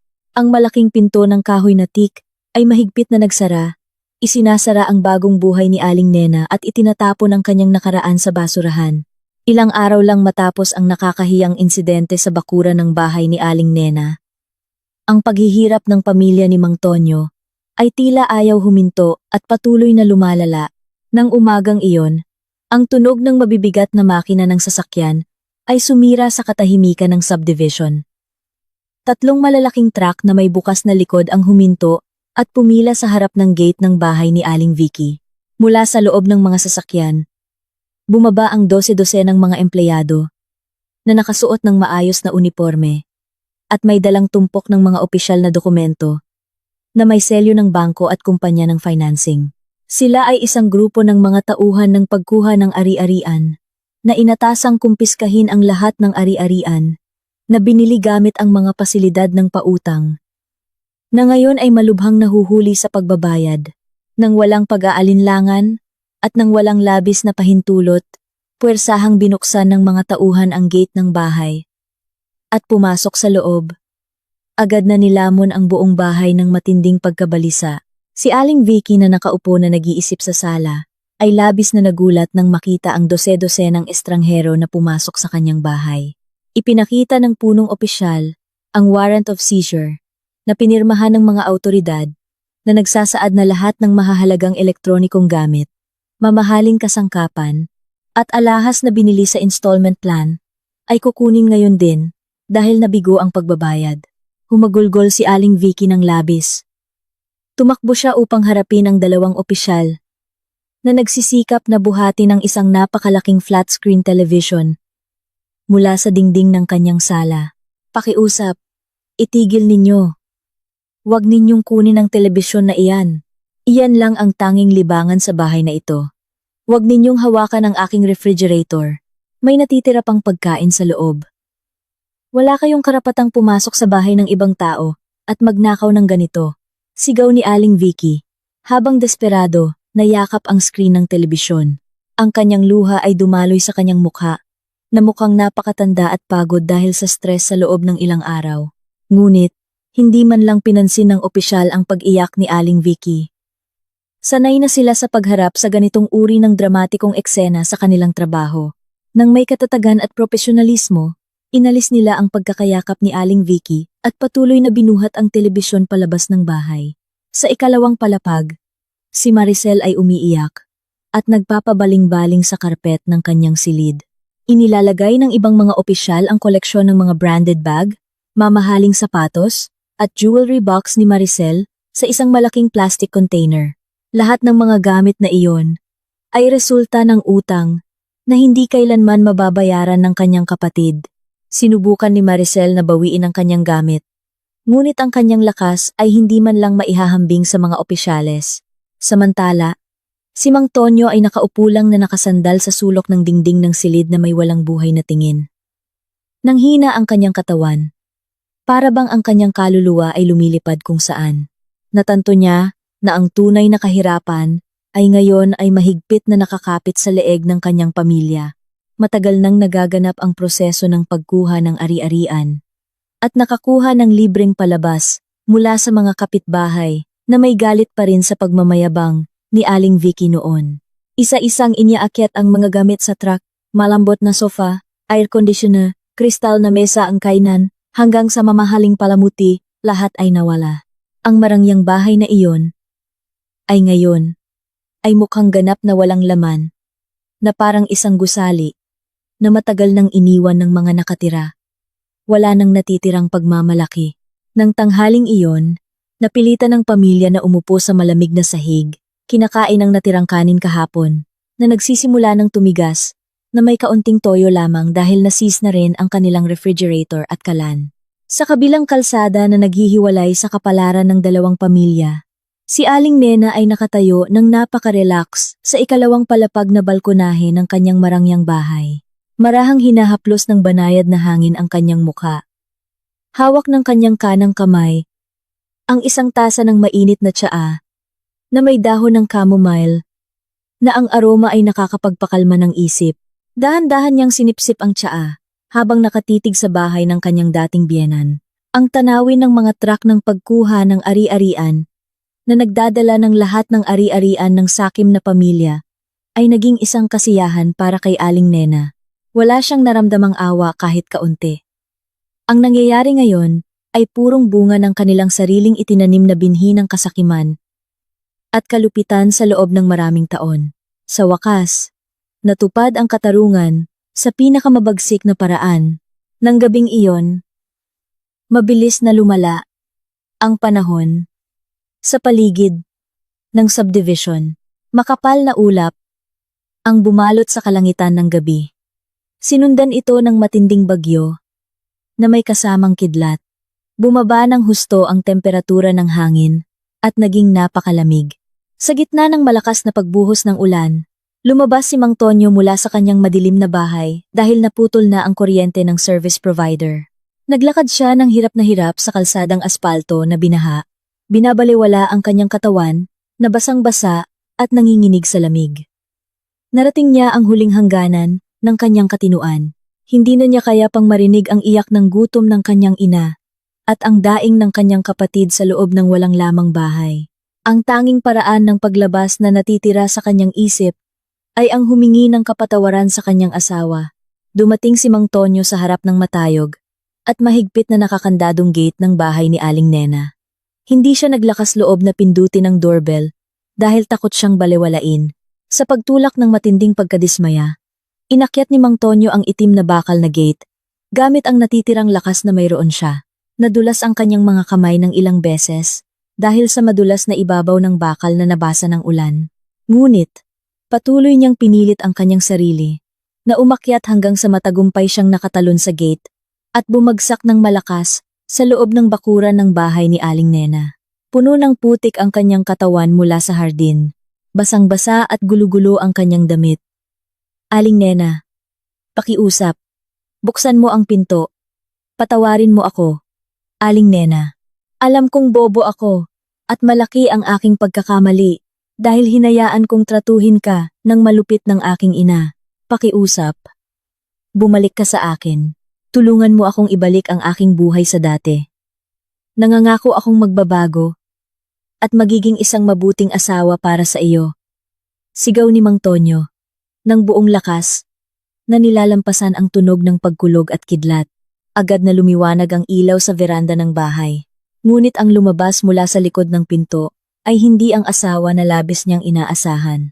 Dalawang lalaking malalaki ang katawan at matipunong kalamnan na nakasuot ng uniforme ng security guard ang lumabas na may nakakatakot na mukha. Mabilis silang lumakad sa gitna ng malakas na ulan, patungo kay Mang Tonyo na nakaluhod at umiiyak sa damuhan. Nang walang babala, mahigpit na hinawakan ng dalawang security guard ang balikat at kwelyo ng damit ni Mang Tonyo. Pagkatapos ay kinaladkad nila ang kawawang lalaki sa bakuran, patungo sa isang maliit na gate sa gilid. Nagpumiglas si Mang Tonyo at paulit-ulit na sumigaw ng pangalan ng kanyang asawa. Ngunit walang silbi ang kanyang pagpupumilit. Sa pilitang binuksan ng dalawang lalaking matitipunong katawan ang gate sa gilid. At itinapon si Mang Tonyo sa labas, ng buong lakas na parang nagtatapon ng isang maruming basurahan. Ang katawan ni Mang Tonyo ay bumagsak sa matigas na kalsadang aspalto, na binaha ng tubig ulan na may sapat na masakit na tunog. Ang gate ay muling isinara, nang may malakas na tunog ng bakal na nakakabingi. Sinundan ito ng tunog ng susi, na mahigpit na ipinilipit. Nakadapa si Mang Tonyo sa gitna ng malamig at madilim na kalsada. Pinupukpok niya ang ibabaw ng aspalto, gamit ang kanyang kamao, habang umiiyak at naghihinagpis sa kanyang sariling kamangmangan, na ipinagpalit ang pinakamahalagang brilyante sa kanyang buhay, sa walang katapusang pagkawasak. Ang malakas na patak ng ulan ay nagtakip sa kanyang mga luha. Ngunit hindi nito kayang burahin ang sakit at walang hanggang pagsisisi na ngayon ay naninirahan sa kanyang puso. Ang kawalan at kadiliman ay nagiging nag-iisang pinuno sa loob ng bahay na dati laging puno ng pagtawa ng kayabangan at pagpapakita ng yaman. Kung walang kuryente na nakabukas, ang marangyang bahay ay parang isang napakalamig at nakakatakot na kuweba sa gabi. Ang natitirang mga kasangkapan ay ilang piraso lamang ng banig at mga luma na gamit na walang halaga sa mata ng mga opisyal ng pagkuha ng ari-arian. Sa gitna ng napakalungkot na sitwasyon na iyon, isang malaking gulo ang muling sumiklab at umalingaw-ngaw sa mga dingding ng walang laman na silid. Nagsimula ang gulo nang bumukas ang pangunahing pinto ng bahay na may malakas na tunog ng bisagra, na nagpakita ng figura ni Mang Tonyo na naglalakad papasok habang hawak ang kamay ng isang estranghera. Ang babae ay nagngangalang Rita, isang kabit na matagal nang itinago ni Mang Tonyo sa kaalaman ng kanyang pamilya. At syempre, sa kaalaman ni Aling Nena. Sa loob ng kanilang lihim na relasyon, palaging ipinangako ni Mang Tonyo kay Rita ang isang marangyang buhay na puno ng yaman. Binibigyan siya ng mamahaling regalo na binili gamit ang pera mula sa card ng kanyang asawa. Si Aling Vicky na nakaupo na nag-iisip at nagpipigil sa gutom sa banig ng sala, ay labis na nagulat nang makita ang kanyang anak na lalaki na dumating kasama ang isang estranghera sa napakagabing oras na ito. Pinilit niya ang kanyang matandang katawan na tumayo. Sinisilip ang kadiliman ng silid na sinindihan lamang ng liwanag ng buwan mula sa likod ng salamin na bintana. Lumabas din si Maricel mula sa kanyang silid na may mahinang hakbang, nakatingin sa babae na may tinging puno ng katanungan. Si Rita, na sanay na isama sa mga mararangyang at maliwanag na lugar, ay tumingin sa paligid ng loob ng bahay, na may labis na pagkasuklam. Tinakpan niya ang kanyang ilong, gamit ang likod ng kanyang kamay, na parang mabaho ang hangin sa loob ng bahay. Sino ang babaeng ito, Mang Tonyo? Paano ka naglakas loob na magpasok ng estranghera sa bahay, habang ang kalagayan ng ating pamilya ay lubhang nagulo na? Kulang pa ba ang pasanin sa isip ng iyong ina, upang kailangan mo pang gumawa ng bagong problema? Sigaw ni Aling Vicky, na may nanginginig na boses at humihingal. Ang mga ugat sa kanyang noo ay umbok na pinipigilan ang galit na kumukulo sa kanyang dibdib. Pinunasan ni Mang Tonyo ang kanyang mukha nang marahas, mukhang pagod at desperado. Akala niya, sa pag-uwi niya kay Rita, makakakuha siya ng kaunting mainit na yakap o mga salita ng aliw mula sa babaeng laging mabait sa kanya. Ma, pakiusap. Kumalma ka ng kaunti. Ito si Rita, ang babaeng mahal na mahal ko. Balak ko siyang dalhin dito para manirahan muna sa atin. Kailangan ko ng moral na suporta, ma. Ang lahat ng kaibigan ko ay lumayo na. Si Rita lang ang pumayag na sagutin ang tawag ko ngayon. Nang marinig ang sinabi ni Mang Tonyo, marahas na binitawan ni Rita ang kamay ng lalaki, hanggang sa bahagyang natumba si Mang Tonyo. Nakaakimbo ang babae. Matalim na nakatitig kina Mang Tonyo at Aling Vicky nang magkasalitan. Ang kanyang magandang mukha na nababalutan ng makapal na make-up ay ngayon ay naging napakakatakot dahil puno ng galit at labis na pagkadismaya. Manirahan dito. Sabi mo mayaman kang negosyante, boss. Sabi mo, puno ang bahay mo ng mamahaling kasangkapan mula sa ibang bansa.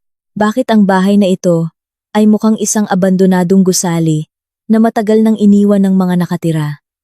Patay ang ilaw, walang upuan, maalikabok ang sahig. At bakit mula tanghali kanina ang lahat ng banking cards na ibinigay mo sa akin ay tinatanggihan sa lahat ng ATM machines kapag susubukan kong bayaran ang aking mga shopping bills sa shopping center? Hirit ni Rita, na may napakataas at matinis na boses na sinisigawan si Mang Tonyo sa harap mismo ng kanyang ina. Umusad si Aling Vicky. Lumalabas ang dibdib niya, na pinipigilan ng emosyon na handang sumabog. Sa wakas ay natanto niya ang isa pang mapait na katotohanan tungkol sa masamang pag-uugali ng kanyang ipinagmamalaking anak na iyon. Kaya pala sa lahat ng panahong ito, ay niloloko mo si Aling Nena. Nagwaldas ka ng bilyon-bilyong piso ni Aling Nena upang tustusan ang pamumuhay ng walang hiyang babaeng ito. Hindi nakapagtataka na labis na nagalit si Aling Nena at hinarangan ang lahat ng daloy ng pera. Lumalabas na ipinagwalang bahala mo ang pera ng aking manugang para sa babaeng parasitong ito. Talaga namang napakabobo. At walang kwenta mong anak, Mang Tonyo? Sigaw ni Aling Vicky habang paulit-ulit na pinupukpok ang dibdib ni Mang Tonyo gamit ang kanyang nanginginig na mahinang kamay. Hindi sinuklian ni Mang Tonyo ang pagpalo ng kanyang ina. Yumuko lang siya ng sumusuko na pinipigilan ang luha. Sinubukan niyang hawakan ulit ang kamay ni Rita upang humingi ng pag-unawa. Ngunit, umatras si Rita ng isang hakbang na may tinging puno ng pagkasuklam. Huwag kang maglakas loob, nahawakan ako ng iyong maruming kamay. Kaya pala ang lahat ng perang ipinagmalaki mo sa akin sa lahat ng panahong ito, ay hindi mo pala sariling pera. Kaya pala ngayon ikaw ay isang gutom na pulubi. Mahirap na sinungaling. Ayaw kong mag-aksaya ng kahit isang segundo, para alagaan ang isang lalaking bangkarote at walang kinabukasan na tulad mo.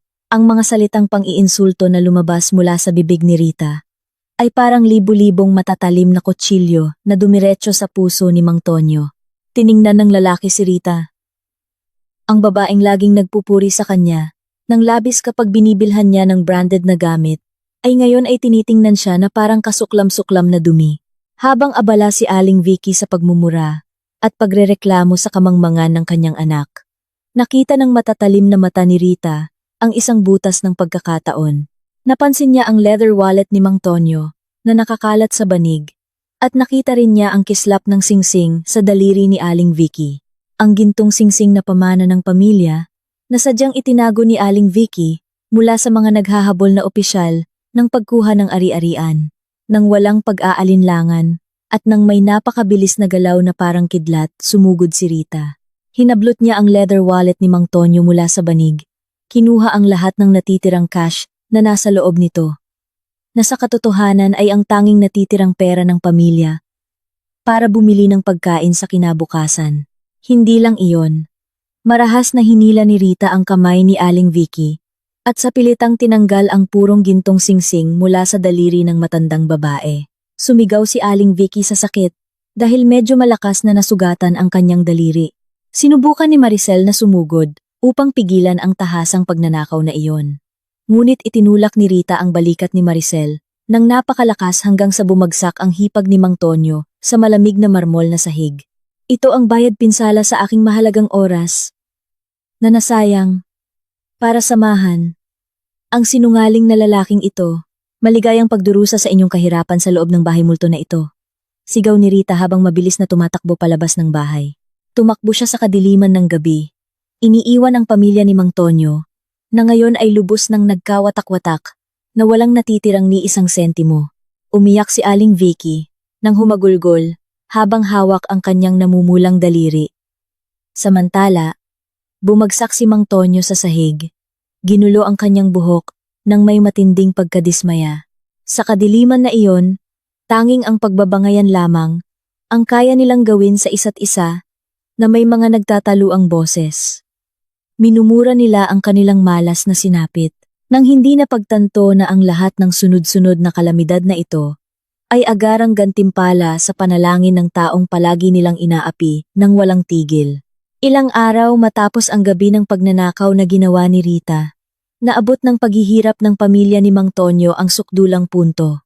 Ang panahon sa labas ay tila nakaramdam at naglarawan kung gaano kadilim ang kapalaran ng sakim na pamilya.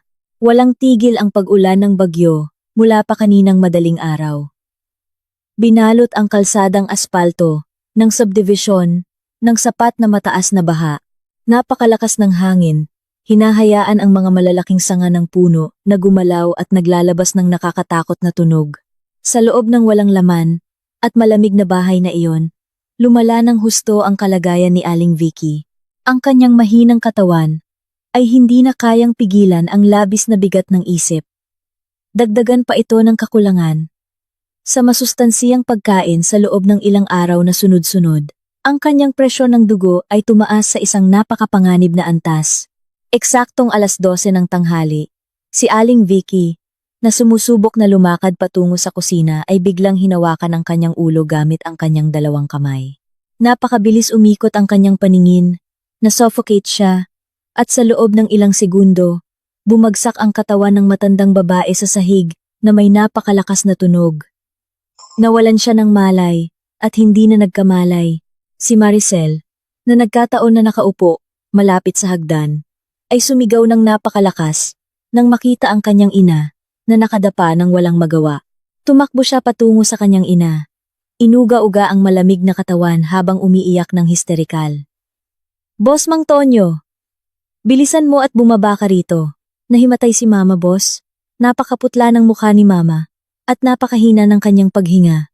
Kailangan nating dalhin agad si Mama sa klinika o ospital ngayon din." Sigaw ni Maricel na may panik na boses na umalingaw-ngaw sa buong bahay. Nagmamadali si Mang Tonyo na bumaba sa hagdan hanggang sa halos matumba. Lumuhod siya sa tabi ng katawan ng kanyang ina. Sinubukan niyang suriin ang pulso. Sa pulso ng matandang babae, napakahina at irregular ng pulso niya. Ang labis na pagkabalisa ay bumibigti sa leeg ni Mang Tonyo. Agad niyang kinapa ang kanyang bulsa, ngunit wala siyang nakita. Tumakbo siya patungo sa kanyang silid. Binuksan ang mga drawer ng mesa na walang laman. Binaliktad ang mga tumpok ng damit. Umaasa na makakita ng natitirang cash na nakasiksik. Ngunit wala. Ang kanyang huling pera ay ninakaw ni Rita noong isang araw. Talaga namang wala siya ng ni isang sentimo. Kahit para man lang sa pambayad ng pamasahe sa pampublikong sasakyan, patungo sa pinakamalapit na health facility. Tiningnan ni Mang Tonyo si Maricel, na may walang buhay na tingin. "Wala akong pera, Maricel. Wala akong kahit isang sentimo para bayaran ang gastos sa pagpaparehistro ng pagpapagamot ni Mama. Wala ni isa sa mga kaibigan ko ang gustong sumagot ng tawag ko. Lahat sila ay pinutol na ang ugnayan sa akin dahil alam nilang bangkarote na ako at maraming utang." Lalong umiyak si Maricel habang mahigpit na niyakap ang katawan ng kanyang ina na nakahiga sa sahig. "Kung gayon, ano ang gagawin natin, boss? Hahayaan mo bang mamatay si Mama dito nang walang tulong medikal? Mag-isip ka ng anumang paraan. Mamalimos ka kung kinakailangan. Para sa buhay ni Mama." Nang marinig ang salitang mamalimos mula sa bibig ng kanyang kapatid, agad na napunta ang isip ni Mang Tonyo sa iisang tao sa mundong ito na may walang limitasyong kakayahan sa pananalapi, na nagkataon ay nakatira sa tapat mismo ng kanyang bahay. Ang taong sinaktan niya ang puso, ang taong itinapon niya, at ang ngayon ay bagong pinuno, na lubos na iginagalang sa lugar na iyon, si Aling Nena. Alam ni Mang Tonyo na ang pakikipagkita kay Aling Nena ay parang pagbibigay ng kanyang leeg upang literal na pugutan. Kailangan niyang itapon ang lahat ng natitirang dignidad, peking pagmamalaki, at ego na sa lahat ng panahong ito ay palagi niyang pinanghahawakan ng mataas sa kanyang ulo. Ngunit, sa pagtingin sa lumalalang kalagayan ng kanyang ina bawat segundo, wala nang ibang pagpipilian si Mang Tonyo. Pinatibay niya ang kanyang loob. Marahas na pinunasan ang kanyang mga luha, at agad na tumakbo palabas ng bahay, na tumagos sa nagngangalit na bagyo sa labas. Tumakbo si Mang Tonyo sa kalsadang aspalto na binaha ng tubig. Binabalewala ang kanyang damit at buong katawan na basang-basa sa loob ng ilang segundo. Dumating siya sa harap ng malaking bakal na gate ng bahay ni Aling Nena, at agad na lumuhod sa binaha na tubig na may halong lupa. Tiningnan niya ang surveillance camera na nakakabit sa sulok ng haligi ng gate. Nang may napakalakas at garalgal na boses, paulit-ulit niyang tinawag ang pangalan ng kanyang asawa, nilalampasan ang tunog ng pagkulog na naghahati sa langit. Aling Nena, tulungan mo ako. Aling Nena, pakiusap na pakiusap ako sa iyo. Ang aking ina ay naghihingalo sa loob ng bahay. Nahimatay siya dahil sa matinding atake ng kanyang high blood pressure. Wala akong ni isang sentimo upang dalhin siya sa ospital. Pakiusap, pahiramin mo ako ng pera, Aling Nena. Nangangako akong ibabalik ko ang lahat ng iyong pera, kahit pa kailangan kong magtrabaho bilang isang construction worker habang buhay. Pakiusap, huwag mong hayaang mamatay ang aking ina. Humihingi ako ng tawad sa iyo. Umiyak si Mang Tonyo, na nagmamakaawa ng napakalungkot. Yumuko siya hanggang sa dumampi ang kanyang noo sa malamig at magaspang na ibabaw ng kalsada. Ilang minuto ang lumipas nang walang sagot na nagpahina ng loob ni Mang Tonyo. Ngunit biglang narinig ang mahinang tunog ng makina. Sinundan ito ng dahan-dahang pagbubukas ng pangunahing pinto. Mula sa likod ng bukas na gate ay lumabas ang figura ni Aling Nena. Ang babae ay naglalakad ng napakagandang tindig. Walang ekspresyon ang kanyang mukha. Pinapayungan siya ng kanyang personal na assistant mula sa malakas na pagbuhos ng ulan. Huminto si Aling Nena mismo sa harap ni Mang Tonyo na nakaluhod sa kanyang paanan. Napakalinaw ng pagkakaiba ng antas sa pagitan ng dalawa. Nakatayo si Aling Nena na puno ng kapangyarihan at init. Samantalang nakayuko si Mang Tonyo sa lamig, na parang isang gutom na hayop na itinapon. Naaalala mo pa ba, Mang Tonyo? Sa panahong kritikal ang aking ama at nakikipaglaban sa pagitan ng buhay at kamatayan, pinalayas ako ng iyong ina sa bahay nang walang ibinigay na kahit kaunting pera para sa aking paglalakbay. At ikaw ay tahimik lamang na nanonood. Ngayon ay nabaligtad na ang sitwasyon sa harap mismo ng iyong mga mata. Sabi ni Aling Nena na may napakatahimik na boses, ngunit may dalang matinding intimidasyon. Itinaas ni Mang Tonyo ang kanyang mukha, na basang-basa ng tubig ulan at luha. Alam kong mali ako, Aling Nena. Alam kong napakasama ng aking pamilya sa iyo. Parusahan mo ako kung gusto mo. Insultuhin mo ako kung gusto mo. Ngunit pakiusap. Iligtas mo ang buhay ng aking ina. Nagmamakaawa ako sa iyong awa ngayon.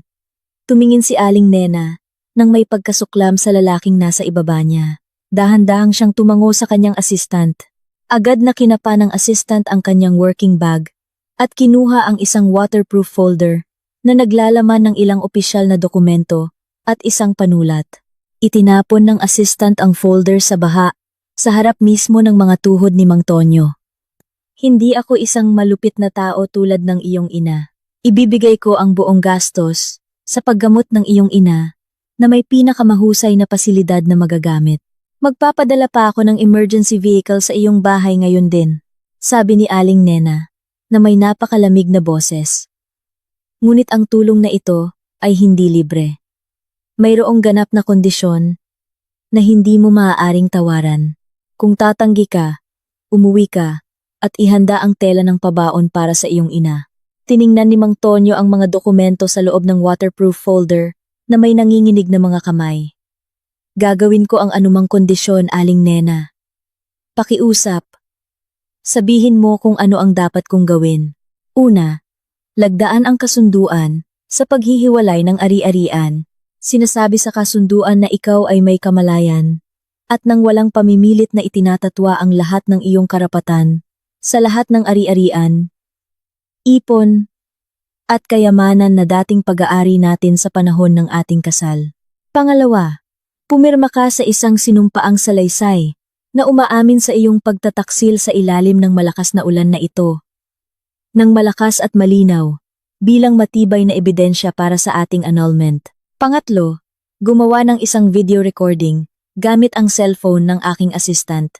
Sa recording na iyon, kailangan mong magbigay ng isang taos-pusong pag-amin ng mga kasalanan tungkol sa lahat ng kasinungalingan na nilikha mo, tungkol sa masamang pagtrato ng iyong pamilya sa akin, at ang pahintulot na ipamamahagi ko, ang recording na iyon, sa lahat ng social media network, upang malaman ng buong mundo kung gaano kasama ang iyong pamilya. Paliwanag ni Aling Nena na detalyado ang mga kondisyon na may matalim na tingin na walang awa. Nang marinig ang mga kondisyon na iyon, Pakiramdam ni Mang Tonyo na parang tinanggal ang lahat ng buto sa kanyang katawan. Alam niyang ang pagpirma sa sulat na iyon at ang paggawa ng recording ng pag-amin ay katumbas ng pagsira sa lahat ng natitirang buhay at dignidad niya sa mundong ito. Ngunit, ang larawan ng kanyang ina na namumutla at walang magawa ay muling sumagi sa kanyang isip. Sa natitirang lakas at luha na patuloy na dumadaloy, kinuha ni Mang Tonyo ang panulat mula sa loob ng folder. Pinirmahan niya ang bawat pahina ng dokumento na may nanginginig na kamay. Matapos, direktang tumingin siya sa kamera at inamin ang lahat ng kanyang kasalanan na may garalgal na boses na nakasakit sa lalamunan. Agad na itinutok ng assistant ni Aling Nena ang kamera ng cellphone sa mukha ni Mang Tonyo. Sa ilalim ng nagngangalit na bagyo, inirecord ni Mang Tonyo ang pinakanakakahiyang pag-amin sa kasaysayan ng kanyang buhay. Ikwinento niya kung paano niya minamanipula ang ari-arian ng kanyang asawa, kung paano inabuso ng kanyang ina si Aling Nena, at kung paano siya nagtaksil sa likod ng kanyang asawa. Matapos ang recording at ligtas na naisave, ngumiti si Aling Nena ng may kasiyahan. Tinupad niya ang kanyang pangako agad sa pamamagitan ng pagtawag sa emergency services upang sunduin si Aling Vicky at sabay na naglipat ng malaking halaga ng pera direkta sa account ng ospital. Pagkatapos ay tumalikod si Aling Nena nang hindi nagsasalita ng anumang paalam at muling pumasok sa kanyang marangyang palasyo at hinayaan si Mang Tonyo na nakayuko at nadurog sa kanyang buhay na ngayon ay lubos ng tapos. Ang tunog ng sirena ng sasakyan ng pulisya ay sumira sa katahimikan ng subdivision ng madaling araw na napakalamig. Ang liwanag ng ilaw mula sa sasakyan ng mga pulis na umiikot ay nagliwanag sa mga dingding ng mga bahay sa paligid. Lumilikha ng isang kapaligiran na puno ng tensyon. Huminto ang patrol vehicle mismo sa harap ng gate ng bahay ni Aling Vicky, na ngayon ay wala ng padlock dahil puwersahang sinira ng mga opisyal ng pagkuha ng ari-arian. Ilang araw na ang nakaraan. 4 na opisyal na nakasuot ng brown na uniforme ang bumaba mula sa sasakyan nang may napakatatag na hakbang at matatag na ekspresyon ng mukha. Pumasok sila sa bakuran ng bahay na mukhang napakagulo at puno ng tuyong dahon na hindi kailanman nawalis. Ang pagdating ng mga awtoridad na ito ang naging sukdulan ng lahat ng krimen at kasakiman na matagal nang itinago ng pamilya ni Mang Tonyo. Nang hindi nag-aaksaya ng oras, malakas na kinatok ng mga opisyal ang pangunahing pinto at agad itong binuksan dahil hindi na maayos na nakakandado ang bisagra. Sa loob ng bahay, si Maricel na natutulog ng mahimbing sa isang lumang banig ay nagulantang. Nanlaki ang kanyang mga mata nang makita ang pagdating ng mga opisyal ng pulisya na bigla na lang nakatayo sa harap niya. Agad na lumapit ang isang babaeng opisyal at binasa ang warrant of arrest na naglalaman ng pangalan ni Maricel. Si Maricel ay inakusahan ng paggawa ng krimen ng pandarambong sa kumpanya na kanyang pinagtatrabahuhan. Sa loob ng ilang linggo, simula nang tuluyang maputol ang daloy ng pera mula sa account ni Aling Nena. Si Maricel na lubhang nalulong sa marangyang pamumuhay ay hindi makatanggap ng katotohanan na siya ay mahirap na ngayon upang makabili pa rin ng branded na damit, peking alahas, at makipagkaibigan sa kanyang mga socialite na kaibigan. Naglakas loob si Maricel na pekehin ang financial reports sa kanyang opisina at nagnakaw ng malaking halaga ng pera. Natuklasan ng kumpanya ang napakalakas na ebidensya at agad na iniulat ang nakakahiyang gawaing iyon sa pulisya. Nang walang pag-aalinlangan, agad na hinila ng babaeng opisyal ang 2 kamay ni Maricel sa likod at ikinabit ang malamig na posas sa kanyang mga pulso. "Ma, tulungan mo ako. Ma, Boss Mang Tonyo, tulungan mo ako. Ayaw kong makulong. Wala akong kasalanan. Humiram lang ako ng pera sa opisina sandali." Sigaw ni Maricel na nagpupumiglas ng labis. Umiyak siya ng histerikal hanggang sa maging garalgal ang kanyang boses. Sinisikap na makawala sa mahigpit na pagkakahawak ng pulis na humahawak sa kanya. Si Aling Vicky, nakakagaling lang sa pagpapagamot sa klinika kagabi. Salamat sa may kondisyong tulong pinansyal mula kay Aling Nena, ay lumabas sa kanyang silid na nanghihina. Napakaputla pa rin ang kanyang mukha at nanginginig ng husto ang kanyang katawan. Hindi siya makapaniwala na nakikita ang kanyang nag-iisang anak na babae na kinaladkad na parang isang kriminal. Agad na bumagsak si Aling Vicky sa harap ng mga pulis. Nagmamakaawa na may luha na dumadaloy sa maruming marmol na sahig. Mga ginagalang na pulis, pakiusap. Pakawalan ninyo ang aking anak. Si Maricel ay isang mabuting bata. Sigurado akong nagkamali lang siya sa kanyang opisina. Pakiusap. Huwag ninyong dalhin ang aking anak. Pakiusap na pakiusap po ako sa inyong lahat. Umiyak si Aling Vicky na humihikbi habang yakap ang paa ng isang opisyal. Magalang ngunit matatag na inalis ng pulis ang kamay ni Aling Vicky. Paumanhin po. Ginang, ginagawa lang namin ang aming tungkulin ayon sa batas. Ang inyong anak ay napatunayang nagkasala ng malubhang pandarambong ng pera ng kumpanya. Nasa amin na ang lahat ng ebidensya ng transaksyon at mga surveillance camera recording sa kanyang opisina. Kailangan pa ring umusad ang proseso ng batas. At kailangan mong sumama sa amin sa headquarters. Ngayon din para sa karagdagang investigasyon. Patuloy na nagpupumiglas at sumigaw si Maricel na tinatawag ang kanyang ina habang kinaladkad siya palabas ng bahay patungo sa naghihintay na patrol vehicle sa labas. Si Mang Tonyo na nagising dahil sa ingay ay nakatayo lang na tulala sa sulok ng silid. Pakiramdam niya ay lubusan siyang nadurog at walang silbi. Wala siyang lakas, pera, o impluwensya upang mailigtas ang kanyang kapatid. Nang isakay si Maricel sa sasakyan ng pulisya, tumakbo si Aling Vicky sa kalsada ng hirap na hirap. Sa matinding takot at kawalan ng pag-asa, lumingon si Aling Vicky sa marangyang bahay sa kabilang kalye. Nakita niya si Aling Nena, na nakatayo ng napakatahimik sa ikalawang palapag ng kanyang bahay, nakatingin ng diretso sa nangyayaring kaguluhan. Itinapon ang lahat ng kanyang kahihiyan. Sumigaw si Aling Vicky, na nilalabag ang katahimikan ng umaga. Aling Nena, tulungan mo ako ulit. Pakiusap, bayaran mo ang piyansa para kay Maricel upang hindi siya makulong. Humihingi ako ng tawad sa iyo, Aling Nena. Iligtas mo ang iyong hipag. Nangangako akong magiging lingkod mo habang buhay. Kung tutulungan mo kami. Sigaw ni Aling Vicky, na nagmamakaawa na may napakasakit na boses. Umaasa na may natitira pang awa ang kanyang dating manugang sa kabilang kalye.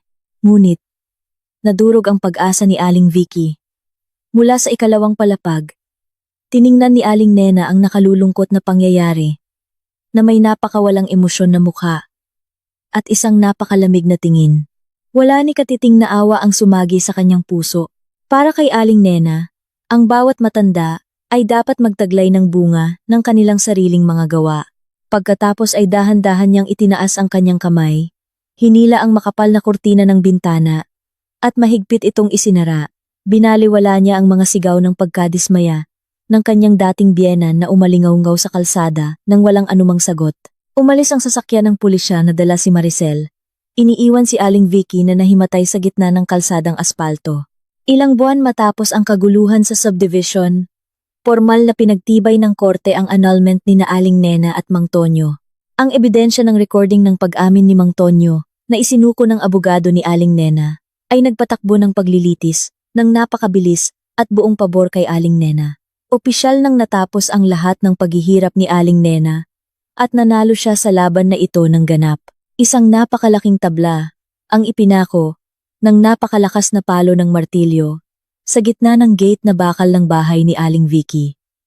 Ang tabla ay nakasulat sa malalaking pulang letra na napakapansin, ibinebenta ng mabilis. Kinumpiska ng bangko. Ang tunog ng palo ng martilyo ay parang hindi nakikitang sledgehammer na sumira sa natitirang katinuan at dignidad ng pamilya ni Mang Tonyo hanggang sa maging alikabok, bangkarote, wasak, nagdadala ng labis na kahihiyan at pinasa ng utang na bayad pinsala sa kaso ng pandarambong ng pera na kinasangkutan ni Maricel. Napilitan sina Aling Vicky at Mang Tonyo na lisanin agad ang gusali ngayong araw din. Sa pilitang inagaw ng bangko ang pagmamay-ari ng marangyang gusali na dating ipinagmamalaki ni Aling Vicky sa bawat taong nakikita niya.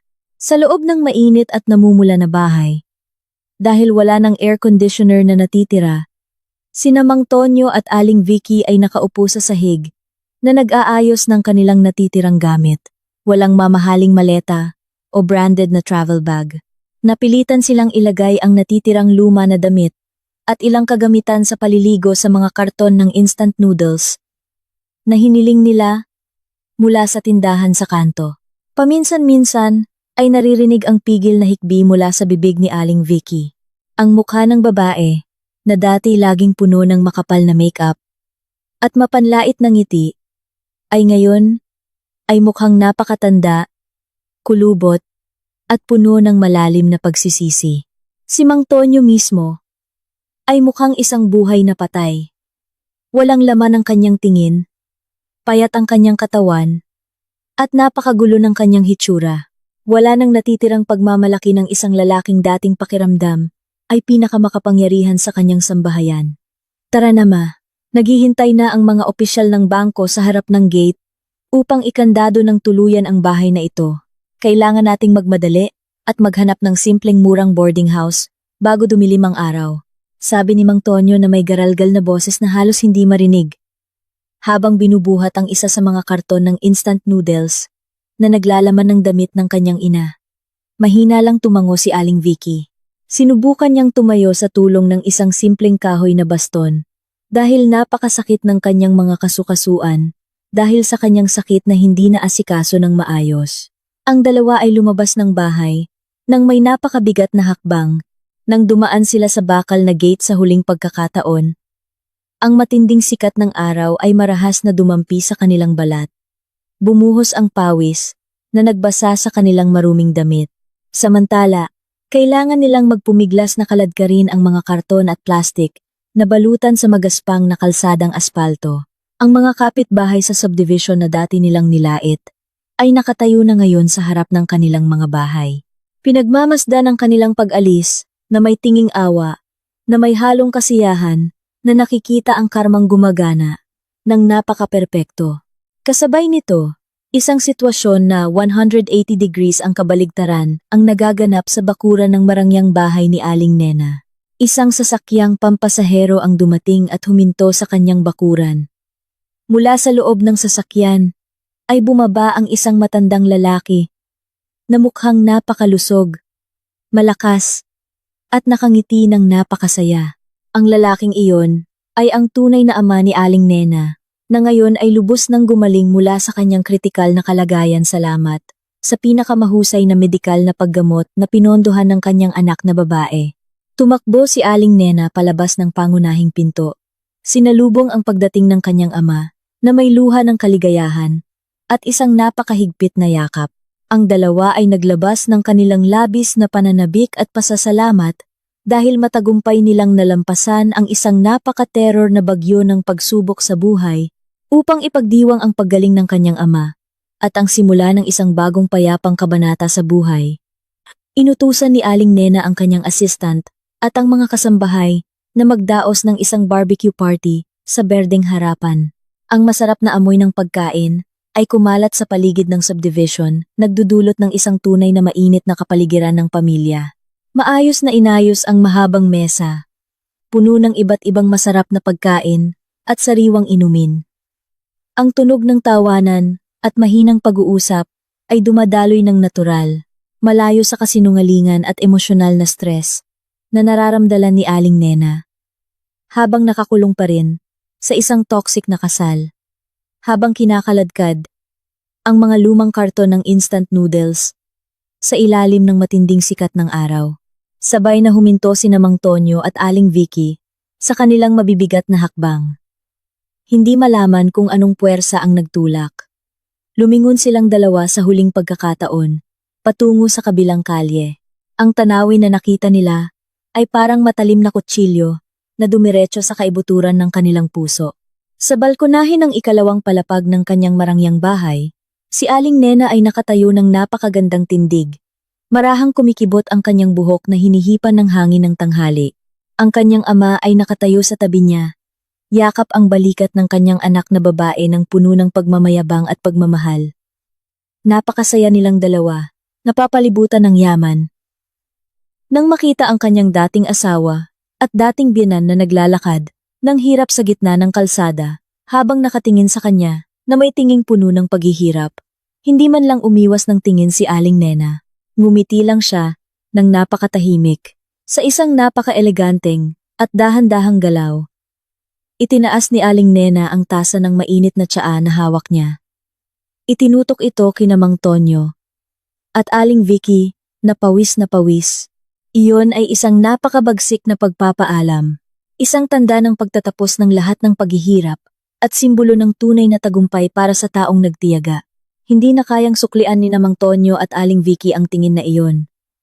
Ang kahihiyan at pagsisisi na walang lunas ang nagtulak sa kanila na yumuko ng malalim, habang bumubuhos ang luha ng pagkadismaya na hindi na kailanman mababago ang nakaraan.